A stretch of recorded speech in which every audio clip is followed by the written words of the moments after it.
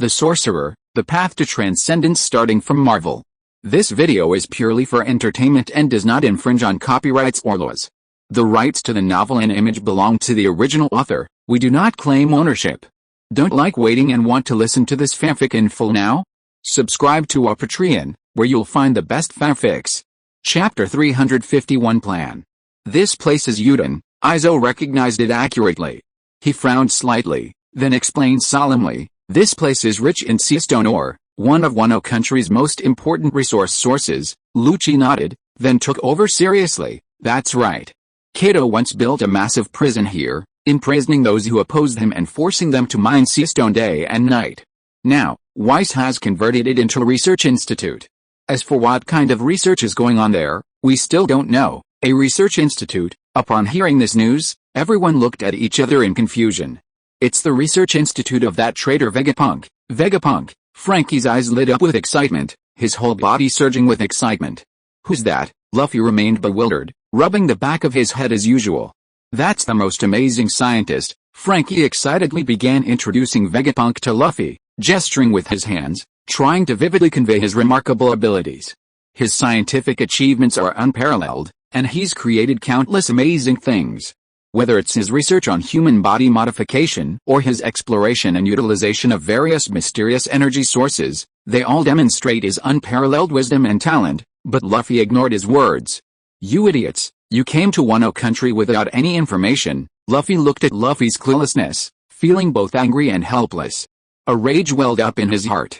Especially when he recalled his own defeat by these same people 2 years ago, a deep sense of powerlessness washed over him.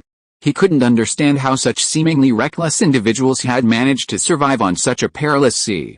Fortunately, not all members of the Straw Hat Pirates were as indifferent to intelligence as Luffy. Nami, Robin, and Usopp listened intently to Luffy's sharing of information, meticulously taking note of every detail and every potentially useful piece of information. "Our plan now is to attack the research facility, capture Vegapunk, and force Weiss to leave Wano country." Luffy summarized the plan, his voice low and steady, as if declaring this their only viable strategy. While seemingly simple and straightforward, it was the most likely way to achieve their goal given the current situation, where the enemy was stronger and we were weaker, and facing Weiss's unfathomable strength. "No," Luffy suddenly declared loudly and firmly, his eyes blazing with fighting spirit. He declared without hesitation, "I will defeat Weiss." For Luffy, his goal had been crystal clear from the beginning. He did not intend to resolve Wano country's problems through indirect means. He longed to defeat Weiss through his own strength. Luffy's words didn't surprise the others. They knew him too well. This persistent, determined, and courageous Luffy, fearless of any powerful foe, was the Straw Hat Pirates captain they were familiar with. "Whatever you say." Lucci's expression was a bit cold, unconcerned with whether Luffy could defeat Weiss. CP0's core target was Vegapunk.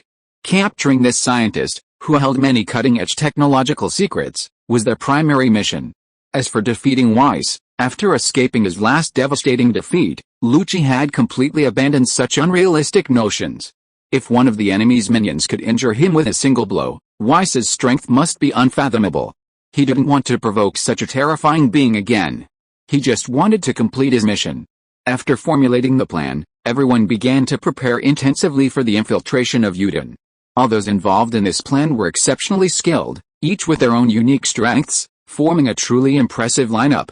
The entire Straw Hat Pirates were present. Ace, Marco, Jozu, Vista, Izo, the core members of the Whitebird Pirates, the 9 Red Scabbards, Jin the Sea Knight, and Vergo and Monet. Upon hearing that the Straw Hat Pirates were coming to Wano country, Vergo and Monet grasped at straws. Faced with Weiss's overwhelming power, they knew they had no chance of revenge on their own. Desperately, they pleaded to join, determined to follow no matter the odds, becoming part of the team that would defeat Weiss. Add to that the CP0 members. This combined force was formidable. If used against any of the 4 emperors, they might have a strong chance of victory. The group quietly departed, leaving behind only the samurai and the Kazuki siblings. Kazuki Hidayori clasped her hands together, her expression reverent and solemn. She closed her eyes slightly and whispered a prayer, "May all go well." Momonosuke stood nervously nearby, his face slightly pale, his hands unconsciously tugging at the hem of his shirt. Horrifying images resurfaced in his mind, filling him with fear and unease about what was to come. After all, he was still young, yet shouldering the heavy responsibility of reviving Wano country. The immense pressure was almost overwhelming. As they left, Lucci calmly glanced at Califa. Califa understood and nodded slightly, maintaining her composure. Even trash can be useful, Lucci thought grimly. He planned to use the Kazuki siblings as bait. They were mere pawns. If they could pin down one of Weiss's men, even for a short while, it would be helpful to their operation. To achieve his goal, he cared little for underhanded means. Victory was the only thing that mattered, all else could be sacrificed. They proceeded cautiously, relying on their sophisticated stealth skills and keen awareness of their surroundings to successfully infiltrate Yuden. But once there, things became more complex and thorny. Villages were growing in number, and people were bustling about. Over the past 2 years, the people of Wano have gradually accepted Weiss's rule. Under Weiss's rule, life has returned to its former peace and prosperity, and the people are living and working in peace and contentment. However, this also means that Weiss's spies may be everywhere, secretly observing their every move. To avoid detection, the group can only move at night, taking advantage of the cover of darkness and moving stealthily through the darkness like ghosts.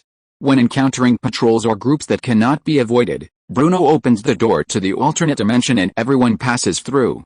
This method is very convenient and safe, allowing them to cleverly avoid enemy sight. However, the larger the group, the faster Bruno's stamina depletes. After each use of his alternate dimension ability, Bruno needs to rest for a long time to recover. Although they have few chances along the way, they also encounter several dangerous situations that may lead to being discovered by patrols. Fortunately, the group's quick response and Bruno's ability avert the dangers, and they successfully reach the Research Institute. Chapter 352 Accident. The Research Institute was enormous, covering hundreds of acres. Its architectural style was imbued with a sense of high technology, with various metal structures interwoven with strange lines, gleaming with a cold metallic sheen in the moonlight, resembling a mysterious fortress from the future. We're going to infiltrate here and find someone? Do you have a map? Nami looked at Lucci with hope, a hint of longing and dependence in her eyes, hoping for a definitive answer. No, Lucci spat out coldly. Those two words, curt and cold, were like a sharp arrow, piercing Nami's hopeful heart. Her eyes dimmed instantly, and a wave of unease and anxiety welled up within her. How could this happen? Nami couldn't help but grumble, her face filled with helplessness and worry. The Research Institute is heavily guarded. We only have one chance, Lucci frowned, absorbed in his infiltration strategy, trying to find a possible breakthrough in this seemingly hopeless predicament. But at that moment, his eyes widened, his once stern and dignified face becoming comically absurd with shock and rage. What the hell is that bastard doing? Lucci roared furiously. While everyone was absorbed in discussing their plan, Luffy had taken advantage of a moment of inattention and dashed out like an arrow from a bow. He quickly bit his fingertips and forcefully blew air into the gaps between his bones. Instantly, his hand began to grow in size, muscles bulging and veins popping. Gear 3 rubber giant pistol. With a furious roar, Luffy swung his enormous fist and blasted it towards the laboratory's main door like a cannonball. With a resounding bang, the incredibly sturdy door flew away, shattering into countless fragments. Infiltration successful. Unaware of the disaster he had inflicted, Luffy entered the laboratory, gloating and giving a thumbs up, his face brimming with an innocent yet somewhat foolish smile. However, his action instantly triggered all the alarm systems within the facility. A shrill, piercing siren wailed throughout the facility, and red warning lights flashed continuously, illuminating everything around him in a brilliant crimson glow. That idiot, Lucci was nearly furious, his face flushed crimson, veins throbbing on his forehead, his heart filled with anger and frustration towards Luffy. But now, nothing could be undone. Their carefully planned infiltration plan had been completely disrupted by Luffy. A group of pacifists quickly surrounded Luffy. That kind of thing won't work on me anymore, Luffy, unfazed, declared confidently. 2 years ago, a single pacifist could have cornered the Straw Hats, but now, after 2 years of training and growth, Luffy's strength was far superior. He nimbly moved between the pacifists, effortlessly dodging their attacks, then launching a counterattack with lightning speed. His fists rained down on the pacifists, each strike packed with immense power. The seemingly indestructible pacifists fell one after another under his assault. In a matter of moments, Luffy single-handedly dispatched an entire group of third-generation pacifists. Wes Erwin. I'm here to defeat you. Get out. Having dispatched the pacifists, Luffy didn't pause. He stood in the center of the Institute's hall, shouting Weiss's name, his voice echoing through every corner. Damn it, it's come to this point. Everyone, charge in. Lucci knew there was no escape now. With his plan disrupted, he had no choice but to charge forward. So, he led the CP0 members, transforming into streaks of white shadows, ghost-like as they entered the Institute. Their swift movements and speed made them pass Luffy without even pausing, sweeping past him and the defeated pacifists, advancing rapidly into the depths of the Institute. Their eyes shone with determination and coldness. Their goal was the only thing that mattered, and all else could be ignored. Spread out. Signal immediately upon sighting Vegapunk. Bruno will be ready to assist. Lucci gave the order decisively as he ran. Upon hearing the order, the CP0 agents quickly dispersed, each searching in a different direction. They traversed the lab's intricate corridors like keen hunters searching for their target. As for joining forces with Luffy and his crew, in Lucci's mind, that was just empty talk. From the very beginning, they had been exploiting the Straw Hats. In his plan, the best outcome would be for both Weiss and the Straw Hats to be destroyed. Then, CP0 could reap the benefits and bring Vegapunk back to the world government. In the core area of the lab, the piercing alarm also alerted Vegapunk, who was absorbed in his research. He slowly raised his head, only to see that his massive head, taller than a human, had undergone a dramatic transformation. A strange device, resembling half an apple, now rested atop it. Intruders? That's rare, Vegapunk muttered to himself, his voice calm and steady, without a trace of panic. Then, he calmly walked over to the control panel and pressed a button. Several huge screens appeared before him, flickering with light, and then, the images of all the intruders were clearly projected. So it's them. We can't let them in. We're still conducting research. Vegapunk looked at the people on the screens, frowning slightly. Then, after a series of rapid operations at the control panel, several huge doors slowly opened. The Seraphs were dispatched. Do you want me to take action? At this moment, Law's voice came from the side. He had been assigned by Weiss to protect Vegapunk, to prevent such an incident. No, this is a good time to test the strength of the upgraded Seraphs. Vegapunk picked up a steaming cup of coffee, slowly walked to a nearby chair, and sat down. He then leisurely looked at the screen, intending to enjoy the show that was about to unfold. Wes has used magic to reshape the Seraph. Hopefully, these invaders can hold out a little longer, allowing me to collect sufficient data. The CP0 members were getting closer and closer to the core of the Research Institute, but they found that the obstacles they encountered along the way were becoming fewer and fewer. The surroundings were strangely quiet, and this unusual atmosphere gave them a sense of foreboding. Lucci, Kaku couldn't help but whisper a warning, his voice tinged with nervousness and uneasiness. I have a bad feeling. As soon as he finished speaking, an incredibly sharp slash struck like lightning. The slash was so fast that the air seemed to rip apart wherever it struck, emitting a sharp whistling sound that left no time for anyone to react. Chapter 353 True Body and Clone. Lucci instantly transformed into his human beast form. His muscles bulged, his hair stood on end, his eyes gleaming with a fierce glint, and he exuded a powerful and dangerous aura. Kaku unleashed a fierce, slashing kick without hesitation.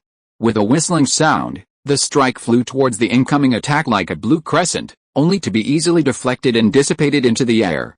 Seeing this, Lucci, using a six-style secret technique, Six Kings Spear, rapidly gathered all his strength into his fists, simultaneously invoking armament haki.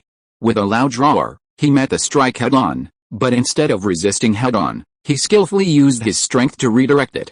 Lucci's power guided the strike, and like a runaway cannonball, it pierced the roof of the research facility, soaring into the sky, leaving a neat, massive gash in the roof. The roof, constructed of solid metal, was easily ripped apart, demonstrating the sheer power and terrifying power of this force. Attention! The enemy is coming, Lucci roared from the depths of his throat, a warning cry only cats give when confronted by a formidable foe. The sound echoed through the silent laboratory, sending a shiver through every CP0 member's heart. Don't blink, or you'll be dead in an instant, Lucci warned loudly, and the CP0s instantly focused. Their eyes shone with vigilance and determination, and they crouched slightly, ready for battle. Da-da soft footsteps echoed, distinct in the empty corridor, each step weighing heavily on everyone's heart.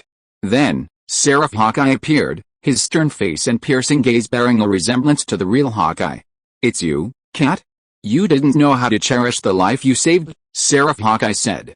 Compared to 2 years ago, he seemed more human, no longer a pure fighting machine, but possessing his own unique emotional expressions. "I've been underestimated." Lucci's pupils narrowed sharply, and a powerful aura erupted from him. It wasn't Conqueror's haki, but rather the pure aura of a hunter. He was like a ferocious cheetah, lurking in the darkness, about to deliver a fatal blow to its prey. Smoke began to form around him, growing thicker and thicker, finally wrapping around him like a living being, making him appear even more mysterious and menacing. The awakening of the animal element, Seraph Hawkeye's expression grew serious, his brow furrowed slightly, as if surprised by Lucci's change. "So you weren't using your full strength last time. It's normal for a secret agent to hold back a trick in battle, but Lucci had hidden such a powerful power." Crackle crackle. At that moment, lightning suddenly appeared on Seraph Hawkeye's body, flickering and pulsing like nimble little snakes, slithering across his body, completely enveloping him. "It's a good time to test the power that Lord Erwin has bestowed upon me," said Seraph Hawkeye coldly. He was surrounded by lightning, and the powerful aura of electricity made the air around him pungent. Lucci's face darkened to the point of utter dismay upon seeing this scene. He knew full well that this would be an extremely difficult battle. Elsewhere, the situation was equally critical. "What kind of monsters are these children?" Nami narrowly dodged a punch from Seraph Jinbei. The fist whirred past her cheek, and she could even feel the sting of the wind. But before she could even breathe a sigh of relief, the next punch was aimed at her head. The speed was so great that Nami had no time to dodge. Her face instantly turned pale as paper, and her eyes were filled with fear and despair. Bang! At that critical moment, two fists, one large and one small, collided in the air with a dull thud. The blue one was Jinbei's fist, the brown one was Seraph Jinbei's. The shockwave from the collision spread out like a surging ocean wave, its powerful force sending Nami flying. Though Nami was convulsed with pain, she was thankfully out of danger. It was Jinbei who came to her aid, his gaze fixed firmly and intently on Seraph Jinbei. "Amazing," Jinbei marveled inwardly. He could clearly sense that the other man's strength was comparable to his own. That small body seemed to contain boundless power, a fact that surprised him greatly. "Are you the real one?" Seraph Jinbei looked at Jinbei and spoke, his voice flat and devoid of emotion. "I created this combat weapon based on you." "How pathetic," Jinbei sighed softly, admiring Vegapunk's incredible ingenuity, capable of creating such a powerful weapon, yet also lamenting the fate of Seraph. These children, with no memory of the past, must face a future filled with brutal battle after brutal battle. Born to fight, they die in battle. This seems to be their destined fate, without freedom, without choice, merely cold instruments of combat. If the world government's plan is indeed as you wish, then Erwin-sama has granted me new abilities and given us choices, Seraph Jinbei said, slowly sinking into the hard floor as if it were a soft pool of water. His body sank unimpeded, creating a strange scene. "We have all been transformed by Erwin-sama's magic," Seraph Jinbei began to explain. "My ability is to transform everything I touch into liquid. In other words, every terrain is like an ocean to me." Because Seraph Jinbei's heroic and righteous nature is woven into his DNA, he shared his abilities with Jinbei, hoping for a fair fight. "Truly remarkable," Jinbei said inwardly, knowing the immense power such an ability would bring to a fishman in battle. He did not dare to be careless at all, and quickly gathered the arm-color domineering in his arms, preparing for the more intense battle to come. He knew very well that this battle with his clone would definitely not be easy. Chapter 354 Battle Situation. Freeze! With a chilling cry, a thick layer of ice instantly enveloped a 50-meter radius around Seraph Kuzan, freezing everything in its crystalline yet incomparably cold layer. Many of those who had been engaged in a frantic battle were now trapped, unable to move, struggling anxiously. Ace's entire body was instantly engulfed in blazing flames, and the ice began to melt rapidly under the intense heat. A white mist rose, filling the air with a sizzling sound. As the ice gradually melted, the trapped people were finally freed. They each stretched their stiff bodies, readying themselves for battle again. "Is this guy Aokiji?" Vista asked, perplexed. After all, his appearance and moves bore a resemblance to the former Aokiji. "No, he's too young, and his hair color isn't right," Jaws retorted. The Whitebird pirates had no prior knowledge of Seraphs, so they were momentarily surprised by this enemy, who bore a striking resemblance to Aokiji. However, they all knew that regardless of who the enemy was, they had only one goal: to defeat them. They could not retreat. Jozu watched Seraph Kuzan, who had just unleashed his freezing power, his eyes filled with rage. He charged at Kuzan, his steps crushing the ground beneath him like a chariot out of control. Kuzan remained unhurried. He slowly spread his fingers, releasing strands of icy air from his palms. The air quickly spread toward Jozu, attempting to freeze him once again. Fire Fist. Just as the icy air was about to reach Jozu, Ace struck. His right fist ignited a massive ball of flame, and with a powerful swing, the flames transformed into a ferocious flaming fist, whistling towards the icy air. The two collided in mid-air, instantly neutralizing the icy air. Jaws seized the moment and continued his acceleration, charging towards Seraph Kuzan. He was on the verge of colliding with him, but suddenly, a figure suddenly and without warning blocked his path. Bang! A thunderous roar echoed throughout the entire facility, causing a dull pain in the eardrums. The massive Jaws was stopped in his tracks, and the opponent continued to push him back. Jaws' feet carved deep grooves into the floor, but he still couldn't withstand the overwhelming force. Dad! Jaws' eyes widened as he stared at the child blocking his way. The child bore a resemblance to Whitebird. The familiar features and unique aura froze Jaws for a moment, and countless memories of his father flashed through his mind, leaving him momentarily dazed. But Seraph Whitebird didn't care about Jaws' thoughts. He seized upon Jaws' moment of distraction and, without hesitation, delivered a powerful punch. Jozu activated his ability, instantly transforming his chest into an impenetrable diamond, attempting to block the blow. However, the Seraph Whitebird's power was too great. Even with his diamond-hard defense, Jozu was still sent flying by the blow, landing heavily on the ground, blood oozing from the corner of his mouth, clearly seriously injured. The rest of the Whitebird pirates also noticed this newly appeared Seraph. Seeing its resemblance to Whitebird's youth, they were plunged into deep recollection. The days of sailing the seas with their father, the scenes of fighting side by side, flashed through their minds like a movie. The movements of their hands that had been about to resume fighting involuntarily paused. A complex expression crossed everyone's face: nostalgia, anger, and, above all, grief at being insulted. Damn Vegapunk! Marco clenched his fists. He had already guessed what was going on and roared angrily, "He's not my father. He's just an imposter." His voice echoed through the laboratory, brimming with endless anger and resentment. Upon hearing this, the entire Whitebird pirates were enraged. To them, Whitebird was a figure of faith, yet to be imitated in such a way and used as a weapon was undoubtedly a blasphemy against Whitebird. How could they tolerate this? Their eyes blazed with fury, and they charged towards the two Seraphs with oars. The two Seraphs stood side by side, expressionlessly facing the onslaught of the Whitebird pirates. Meanwhile, the Straw Hat Pirates' situation was becoming increasingly dire.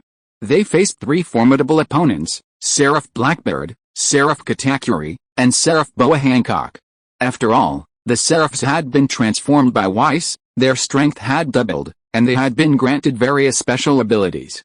Blackbeard's special ability, called Wither, absorbed the life force of anyone who approached him, transforming it into his own strength, constantly weakening them and strengthening himself. Seraph Katakuri's special ability is Time Stop. Of course, this doesn't literally stop time, but rather a unique ability Weiss created by incorporating inspiration from Tasuka Tokiyami and her observation haki. This ability makes it nearly impossible for him to strike, as he cleverly evades attacks at crucial moments and launches a fierce counterattack, leaving his opponent struggling to react. Meanwhile, Seraph Boa Hancock's special ability is Obsession. Anyone who sets eyes on her beauty instantly becomes obsessed, becoming completely dazed and unable to fight, leaving them vulnerable to attack. This ability is also extremely daunting for enemies. These three Seraphs were tasked with capturing the Straw Hat Pirates alive. Weiss wanted to investigate the unique ability of this group of protagonists, who always managed to escape danger, to see if some mysterious power truly protected them. At this moment, Sanji, Nami, Usopp, and Chopper lay limp and powerless, clearly defeated in their battle against the Seraphs. The remaining Luffy, Zoro, Robin, Frankie, Brook, and the others were still struggling. Despite their best efforts, they were increasingly overwhelmed by such a formidable foe. They were bruised and battered, yet their eyes shone with an indomitable spirit, showing no sign of giving up. As for the 9 red scabbards, Vergo, and Monet, the situation was even more dire. Most of them were killed or wounded by Seraph Big Mom and Seraph Kato. The two Seraphs seemed to have inherited their original brutality, striking with unparalleled ruthlessness. Those killed by them were either smashed to pieces or torn to pieces, leaving a bloody scene, with not a single intact body to be found. Only Ashura-doji, Denjiro, Vergo, Nekomamushi, and Inuarashi remained clinging on. Their bodies were covered in wounds, their clothes stained red with blood, but they gritted their teeth and brandished their weapons. The Seraphs, on the other hand, remained unscathed, their cold faces unwavering. Chapter 355 Battle 2. Bang! Frankie, with all his might, used his modified steel body to block Seraph Blackbeard's powerful punch. The impact of the blow caused Frankie to slide slightly backward, leaving 2 deep scratches on the ground beneath his feet. Have you transformed yourself into a robot? Seraph Blackbeard tilted his head, a hint of curiosity and amusement in his eyes. No wonder you can withstand my abilities. He said this because Frankie, as a cyborg, was mostly made of alloy, lacking many human organs. This made him the perfect person to restrain Seraph Blackbeard, at least without worrying about his life force being easily absorbed. But then, bang, bang, heavy footsteps echoed. Seraph Kato and Seraph Big Mom had already dispatched their opponents. Both were covered in blood, but it was all the enemies. They themselves remained unscathed, their cold and ruthless appearance like a demon from hell. You're too slow, Seraph Kato frowned in dissatisfaction, looking at the other Seraph still entangled with the Straw Hats, his tone tinged with reproach. Erwin-sama demands the capture of the Straw Hats alive, unlike you who don't need to hold back, Seraph Boa Hancock complained. This is a delicate task. They chatted obliviously, as if the injured and fallen around them had nothing to do with them, without a trace of pity or sympathy. What did you do to Kinnaman and the others? Luffy, overhearing their conversation, felt a sense of foreboding, his face grim. He asked loudly, his eyes fixed on Seraph Big Mom. Idiot, of course I killed them, Seraph Big Mom replied nonchalantly, tossing a snack into her mouth. Those samurai were too weak. They didn't have a good time at all. Seraph Kato glared at Luffy with a malicious look, as if examining prey about to be destroyed. You look more resilient. Luffy unleashed a burst of Conqueror's Haki, its powerful aura sweeping towards the Seraphs like a surging wave. However, to the Seraphs, Luffy's Conqueror's Haki was merely a breeze, having no effect at all. After all, before mastering Conqueror's Haki can only be used to clear out minor enemies. Against a master like the Seraphs, it was practically useless. Luffy's outburst, in their eyes, was nothing more than impotent rage. Seraph Kato and Seraph Big Mom exchanged a glance, reaching a tacit understanding. Seeing this, the other Seraphs immediately withdrew from the battlefield, retreating to the side, unwilling to be caught in the full force of these two. Erwin-sama requested that they be captured alive, Seraph Katakuri warned from the side. He knew the two were powerful and worried they might accidentally kill the Straw Hats, which would be a violation of orders. Don't worry, we're only using half our strength, Seraph Kato grinned, then stood shoulder to shoulder with Seraph Big Mom, brandishing their weapons simultaneously. Their weapons instantly unleashed a massive and swift shockwave, roaring like 2 giant dragons, surging towards Luffy and the others with devastating force. Bakke, accompanied by their furious roars, the powerful attack instantly engulfed the Straw Hats. The immense force ripped everything around them apart, shattering walls and creating a massive crater in the ground. The aftermath left the scene in shambles, with only Luffy and Zoro barely standing. However, they looked in dire straits, drenched in blood, their wounds still oozing blood. They gasped for air, their bodies trembling slightly. They had exhausted all their strength trying to resist this powerful attack, and now they were at their wits' end. Tisk Seraph Kato curled his lips in dissatisfaction. He had expected this attack to at least severely injure Luffy and the others, but he hadn't expected them to be able to stand. Furious, he wanted to continue, to defeat them completely. Stop. They'll die if you keep hitting them. Seraph Boa Hancock stopped him, unwilling to be accused of disobeying orders. With that, she activated her own abilities. Luffy and Zoro's eyelids suddenly felt incredibly heavy, as if weighed down by 1,000 pounds. Despite desperately trying to open their eyes, they couldn't hold on any longer and collapsed to the ground, unconscious. Okay, this is over. Only Frozen and the others remain. Seraph Boa Hancock looked at the collapsed Luffy and Zoro, nodded with satisfaction, and then turned to look at the battlefield on the Whitebird Pirates' side. Meanwhile, The Whitebird pirates were locked in a close battle with two Seraphs. Ace and Seraph Cusin were locked in a duel of ice and fire. Ace's entire body was ablaze with flames, while Seraph Cusin continuously released icy blasts. The flames and ice collided, filling the surroundings with a white mist, and neither could withstand the other. However, in terms of taijutsu and haki, Ace, after 2 years of training, was clearly superior. Not only had he mastered the tyranny, but he was also only one step away from awakening the flame fruit. It was arguably the strongest member of the group. With Yamato's support, the two of them worked in perfect harmony, temporarily suppressing Seraph Cusin. Even so, they knew that a quick victory was impossible. What they lacked most was time. Ace felt a pang of bitterness. He had assumed he was strong enough, that after so much training in battle, he should be able to hold his own against Weiss. Unexpectedly, before even setting eyes on Weiss, he was stopped by his Seraphs, whose power surpassed everyone's expectations. Ace was most worried about Luffy. He knew Luffy could unleash Conqueror's haki at will, but he hadn't mastered the haki. Facing such a formidable foe, he feared for Luffy's fate. Footsteps were heard. It was Seraph Kato and Seraph Big Mom. Having resolved the battle with the Straw Hats, they were still unsatisfied and wanted to explore other battlefields. The other Seraphs had already escorted their captives back to the laboratory. Chapter 356 Result. The situation suddenly became more serious after the two Seraphs joined the fray. Seraph Kato raised his iron rod high and smashed it down at Yamato. The rod whistled with the wind, as if it could crush everything in sight. "Damn, Dad! Aren't you dead?" Yamato cried out involuntarily, her eyes filled with shock and disbelief. But she quickly reacted and raised her own iron rod to block the blow. Clang! With a loud bang, the two rods collided, sending sparks flying. However, Yamato's strength was ultimately no match for Seraph Kato's. The immense force sent her flying backwards. Immediately afterwards, Seraph Kato launched another powerful kick, striking Yamato before she could even steady herself, sending her flying again and slamming her against the wall. "I'm not your damned father," Seraph Kato said with a ferocious grin, looking remarkably cold and cruel.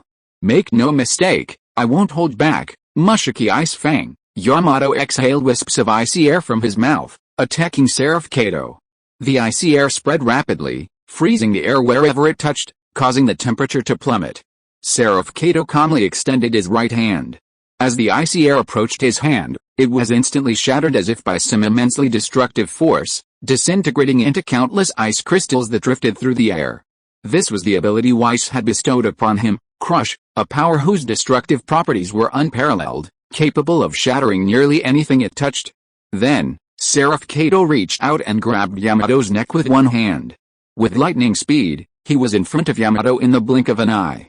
Yamato hurriedly blocked the blow with her iron rod, but to her despair, the moment it touched Seraph Kato's hand, it shattered mercilessly, disintegrating into a heap of metal shards. Fortunately, Yamato used her haki to protect herself, preventing herself from being shattered as well. However, the powerful impact sent her stumbling back several steps, her face turning utterly pale. Quick reflexes, Seraph Kato offered a rare compliment, but his tone still tinged with disdain and mockery. "I just don't know how long you can hold out." With that, he suddenly moved, leaving a trail of afterimages behind as he charged towards Yamato like a ghost, his movements so rapid that they were practically impossible to discern. Yamato fought with all her might, but the disparity in strength was too great. After just 5 rounds, one of her arms was brutally torn off by Seraph Kato. If it weren't for the mythical beast's unnatural vitality, she would have fainted by now. Yamato's condition was naturally dire. Having her right arm severed, her fighting power was greatly reduced. The massive blood loss had left her face pale as a sheet. The excruciating pain, like a tidal wave, eroded her will, making it impossible for her to concentrate on gathering her haki. She tittered, seemingly on the verge of collapse. Seeing Yamato's precarious situation, the others rushed to her aid, but before they could even approach, they were stopped by Seraph Big Mom. "Your opponent is me." Big Mom brandished her weapon, standing before them. Her massive frame and powerful aura deterred everyone from approaching. They could only watch helplessly as Yamato endured Seraph Kato's assault alone, their hearts aching but their hands helpless.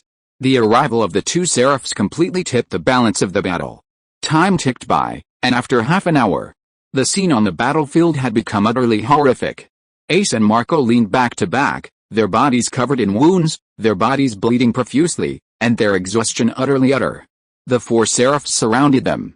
By then, the rest of the Whitebird pirates had been knocked to the ground, lying in pools of blood, unable to fight. A deathly silence reigned, broken only by the sound of heavy breathing and occasional groans of pain. "This guy playing with fire is quite interesting," said the Seraph Cusin, pointing at Ace, a hint of interest in his eyes. "Perhaps we'll soon have new brothers joining us," the other Seraphs didn't object. They all agreed that Ace was indeed powerful, worthy of becoming the mother from which new Seraphs would be created. After all, it was rare to find someone who could fight them for so long without losing. "Marco, I'll give you a chance," Ace gritted his teeth, and before Marco could refuse, he summoned his last bit of strength. The flames all over his body suddenly burned even more fiercely. Sizzle, the temperature around him rose sharply, the red flames turning white as an extremely powerful energy gathered within him. The terrifying heat made the surrounding seraphs frown slightly, sensing a sense of threat. "This seems bad." Seraph Cusin quickly released icy air, attempting to suppress Ace's flames. However, the icy air vaporized as soon as it approached, vanishing without a trace, unable to hinder Ace in the slightest. "Feng Di Supernova," Ace roared, and his concentrated power finally erupted. A dazzling white flame surged outward in all directions, its energy brimming with energy that seemed capable of incinerating the entire world. A powerful shockwave radiated from Ace in all directions, twisting and deforming everything around him under the blazing flames. Cracks appeared in the walls, rubble fell from the ceiling, and the entire institute threatened to collapse under the force. "Stop him. Otherwise, the entire institute will be destroyed." Seeing this, the Seraphs resorted to various means to minimize the explosion. Their efforts reduced the power of the explosion somewhat, but the immense force still left scorch marks on the pristine white clothes and their hair tangled, leaving them looking quite disheveled. "This one's much more interesting." Seraph Cato looked at the fallen Ace, walked over, and kicked him, only to find that Ace was completely motionless, clearly unconscious from exhaustion. "That birdman ran away." Seraph Big Mom glanced around and saw that Marco had taken advantage of the chaos to escape. "It doesn't matter," Seraph Cato said nonchalantly. He reached out and hoisted the unconscious Ace onto his shoulder, preparing to take him back to the lab. For them, capturing someone as important as Ace was a significant accomplishment. As for Marco, he could have gotten away, he wouldn't have caused much trouble anyway. Chapter 357. 3 days later. Luffy struggled to open his eyes, only to find his vision blurry and his head groggy, as if countless bees were buzzing inside. "Where is this?" he muttered unconsciously, his memory gradually returning, and his eyes suddenly widened. "I've been captured. Where are Zoro, Sanji, Nami, and the others?" Luffy was now filled with anxiety. His primary concern was the safety of his companions. As he spoke, he kept looking around, trying to find them in this unfamiliar environment. This was Weiss's laboratory, surrounded by various strange instruments and equipment, flashing cold lights, and exuding a mysterious and dangerous atmosphere. Luffy was currently trapped in a transparent jar. The jar looked extremely solid, and it was filled with an unknown liquid, immersing his entire body. A ventilator was plugged into his mouth, maintaining his minimal breathing. His body was covered in a dense web of tubes connected to surrounding instruments. He could clearly feel his blood being slowly drained through the tubes, while at the same time, an unknown substance was being injected into his body through other tubes. This substance, extracted from sea stone, was a special substance that could inhibit espers. Luffy felt limp and powerless, like a fish on a chopping block, helplessly trapped in the jar. With difficulty, Luffy turned his head and looked around. He saw that, except for Frankie and Brook, all his companions were trapped in the same transparent jars, their eyes closed, their lives uncertain. The scene made Luffy's heart clench. Furious, he continued to look around, trying to find any trace of his companions, praying that nothing happened to them. Just then, the door to the laboratory slowly opened, and Weiss walked in with a sound of footsteps. He first glanced at Luffy, who had already woken up. His face showed no particular expression, and he simply said, "You've been asleep for 3 days, woo woo woo." Luffy, upon seeing Weiss, suddenly became excited and began to struggle desperately, trying to break through the jar to question Weiss. However, the jar was too strong, and no matter how hard he tried, it wouldn't budge. "Are you trying to find out about the whereabouts of your other 2 companions?" Weiss asked, raising an eyebrow slightly. as if seeing through Luffy's thoughts. Luffy nodded vigorously, his eyes fixed on Weiss, his gaze filled with anxiety and worry. Weiss walked slowly to a nearby chair and sat down, crossing her legs. She rested her head on her right hand and said slowly, "Your robot companion is quite interesting." He paused, observing Luffy's nervous expression, and continued, "I erased his mind and consciousness, turning him into a true robot. Now I've transformed him into a leader of pacifists." Luffy was stunned by this, his face filled with disbelief. He couldn't imagine that Frankie, always full of energy and creative ideas, who had fought alongside him, could have his consciousness erased. "As for that Afro skull, I killed him. I'm quite interested in the Yomi fruit, but I'm most interested in the fruit within you." Weiss continued to speak, but Luffy didn't hear a word of what he said next. When he heard that Frankie's consciousness and mind had been erased and Brook had been killed, his mind went blank, and his entire world collapsed in that moment. A tangle of emotions mingled within him: anger, fear, despair. He was momentarily overwhelmed, his entire being seemingly plunging into an endless abyss of darkness. Unbeknownst to where he found the strength, Luffy ripped off his mask and syringe, then, recklessly, pounded the canister again and again. Even when the hard canister shattered his fists, drawing blood, he showed no sign of stopping. His eyes shone with determination and madness. At that moment, his only thought was to rush out and seek revenge on Weiss. Weiss didn't stop him. For Weiss, the samples he had collected were sufficient. The data and samples he had gathered from Luffy and the others over the past few days were enough to create even more powerful seraphs. So, he simply sat there quietly, watching Luffy's frenzy as if it were a dull farce. In his utter rage and despair, Luffy inadvertently unleashed his Hatsujin technique, his powerful conqueror's haki swirling around his fist. Finally, with a crash, the can shattered, its contents instantly gushing out, carrying Luffy with them as he tumbled to the ground in disarray. Cough, cough, cough. Luffy sprawled on the ground, coughing non-stop. His struggle had nearly exhausted all his strength, and now he could only weakly support himself on the ground, gasping for air. "What did you say?" Luffy looked up, his eyes bloodshot. He wished he had misheard. He simply couldn't accept the tragic fate of his companions.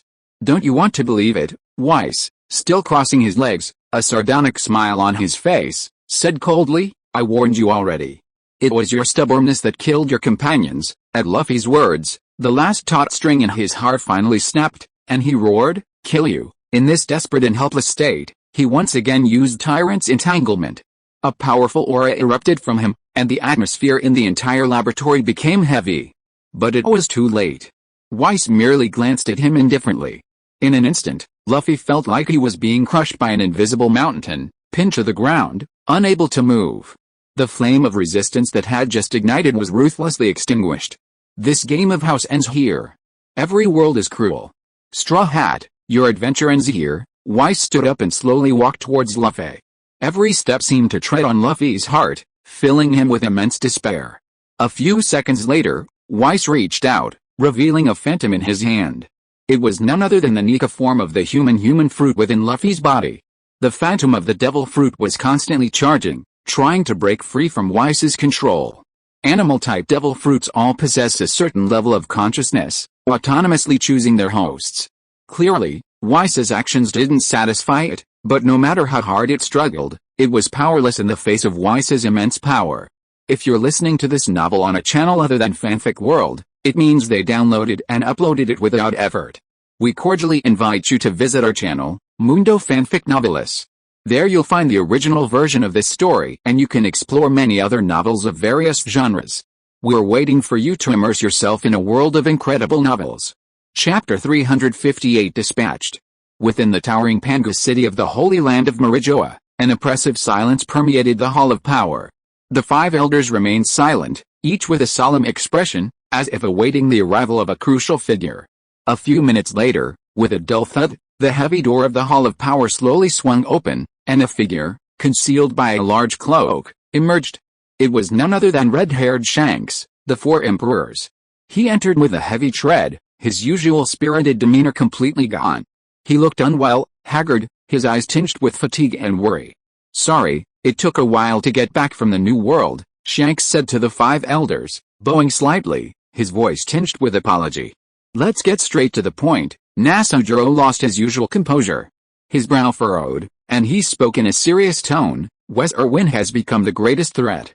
We must be eliminated. His gaze swept across everyone's faces, filled with determination. It was clear that he could no longer tolerate Weiss's presence. The other 5 elders nodded in agreement. Weiss's actions were indeed a serious threat to the world government's rule. However, the key problem was how to eliminate Weiss. All the people they had sent out before had never returned, like a deadly offering to the enemy.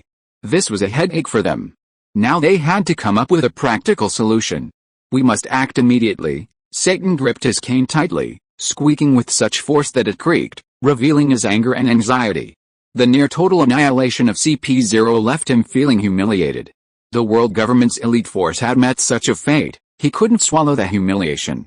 Call the Navy and the Shichibuke together, Moz suggested. That's not a good idea. The Navy is under immense pressure right now and can't mobilize a full force to siege Wano country, Vouchery said, stroking his beard and shaking his head. The Shichibuke aren't reliable either. They all have their own agendas. Who knows if they'll turn against us at the critical moment? Everyone else fell into deep thought. The 5 elders debated endlessly, but couldn't find a solution that satisfied everyone. For a moment, the tension between the powers that be grew increasingly tense. Take action yourself. Just as everyone was at a loss, IM's voice suddenly appeared in their minds, its voice cold and unquestionable. Yes, Lord IM, the 5 elders responded in unison, then began to discuss a specific action plan with rapt attention. Meanwhile, Weiss, conducting experiments in a research facility in Wano country, suddenly had an image in his mind. As he continued to comprehend the laws and the origins of things, visions of the future had been popping up in his mind lately. Another guest is coming, Weiss muttered to himself, a slight smile rising as he watched the image appear and disappear before his eyes. But he knew in his heart that this was no friendly visitor, but a hostile one. One day later, a massive ship belonging to the world government appeared in the waters of Wano country. Aboard were the key figures sent to subjugate Weiss. Mikazmaz, one of the 5 elders. Former Grand Admiral Sengoku. Navy hero Garp. Admiral Kizaru. And even the 4 emperors, Shanks. Such a magnificent yet bizarre lineup would have been unbelievable to anyone who saw it. After all, the Navy and pirates had always been at odds, yet now they had united for a common goal, a truly unimaginable sight. I never thought they'd actually collaborate with pirates. Kizaru's lazy voice reached Shanks' ears. He stretched as he spoke, his expression still nonchalant. However, the others present were preoccupied with the upcoming battle and paid him no mind. Garp's face was gloomy, his eyes filled with deep anger and sorrow. He was hell-bent on avenging his 2 grandsons. Since learning of Ace and Luffy's deaths, he had been suppressing his inner pain and anger. Now, the rage raged like a volcano, ready to erupt in battle. Shanks was no different. He had staked his entire future on Luffy. Now that Luffy was dead, his anger was no less intense than Garp's. His once gentle eyes had become sharp and cold, his single thought, to make Weiss pay. Seeing no one paying attention, Kizaru tactfully shut up, unwilling to embarrass himself at this moment. Time's up, let's go, Moz shouted, and then his body began to undergo a strange transformation, instantly transforming into Izuna Tenma, a giant with a bird's head, wings, claws, and a snake's body, shrouded in black smoke. He spread his massive wings and soared towards Wano country. His powerful aura drove the surrounding air, whipping up a fierce wind. Kai! Kizaru transformed into a streak of golden light and followed like a meteor.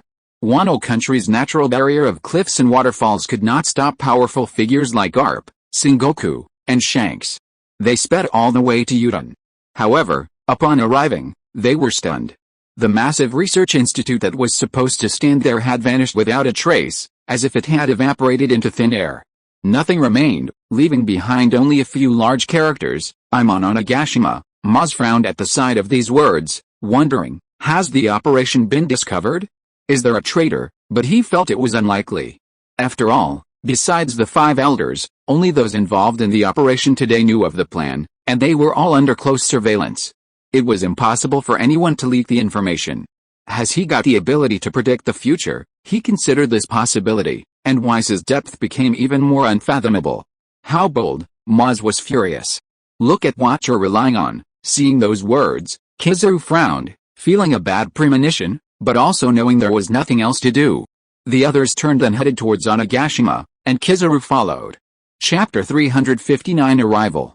The vast Onigashima Island seemed eerily deserted and silent at this moment. Only Weiss, Law, and Cyrus stood silently there. Everyone else had already evacuated, following Weiss's instructions. The entire island seemed like a desolate island awaiting the arrival of a storm. Here they come, Law frowned slightly. With his powerful observation haki, he keenly sensed 5 extremely powerful auras rapidly approaching Onigashima.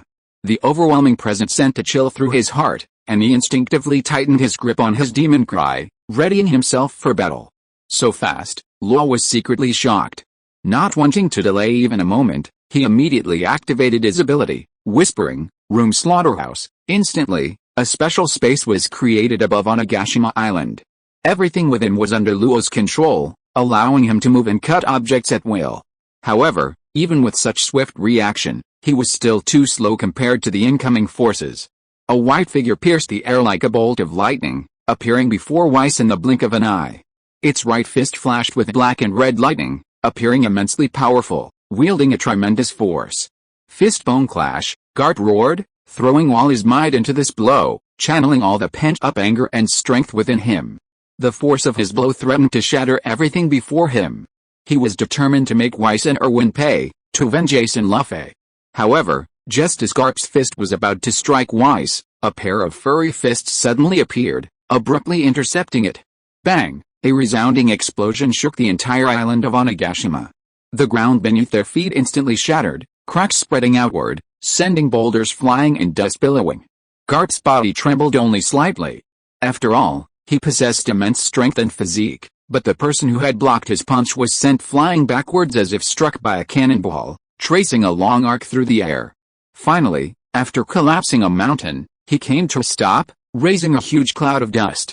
Monkey, Garp's eyes widened in astonishment at the scene before him. He had never expected that the person who would block his punch would be a 3-meter tall white ape. Moreover, the ape's aura gave him an inexplicably familiar feeling, as if he had seen it somewhere before, which filled him with confusion. At that moment, the ape began to shrink, its hair gradually fading, until it took the form of a child. The child shook its numb right hand and muttered, with a powerful punch, its right fist, once mangled, healed at a visible speed, returning to its original state in the blink of an eye. The powerful blow it had just endured had caused it no real damage. Luffy, Garp panicked at the sight, his eyes filled with disbelief. His voice trembled slightly, a mixture of emotions welling up within him. "It's a seraph." Maz slowly descended from the sky, returning to his human form. He gazed at the childlike seraph and said slowly, "I never thought a humanoid weapon crafted by Vegapunk could be this powerful." He was genuinely shocked. Few people in the world could withstand Garp's furious punch. The seraph's strength was beyond his wildest dreams. Damn! This kind of power should belong to the world government. Maz secretly regretted having had the fortitude to kill Vegapunk. If that had been the case, the current situation wouldn't be so unmanageable. How wonderful it would be if all these powerful seraphs could be used by the world government. Damn bastard! Upon learning that what he saw was merely a replica, Garp grew even more furious. His eyes blazed red as he roared, "Even the dead won't be spared." His fury threatened to devour Weiss alive. "I'm just making the best use of it," Weiss said, calmly spreading her hands, unfazed by Garp's wrath. Beside him, the seraphs stood side by side.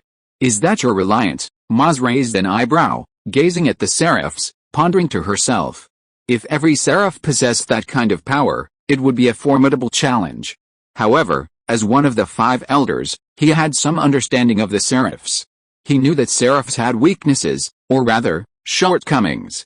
First, their fruit abilities couldn't awaken, limiting their maximum power. Second, seraphs couldn't master Conqueror's haki, a significant disadvantage against truly supreme powerhouses. And yet, 4 of their members possessed Conqueror's haki. The advantage is mine. However, the next second, something unexpected happened to Maz. The previously tranquil clouds above Onigashima suddenly shattered, dissolving into scattered wisps of fluff. Each seraph suddenly erupted with Conqueror's haki. Weiss had cracked the secret of Conqueror's haki, and these seraphs now possessed this powerful ability.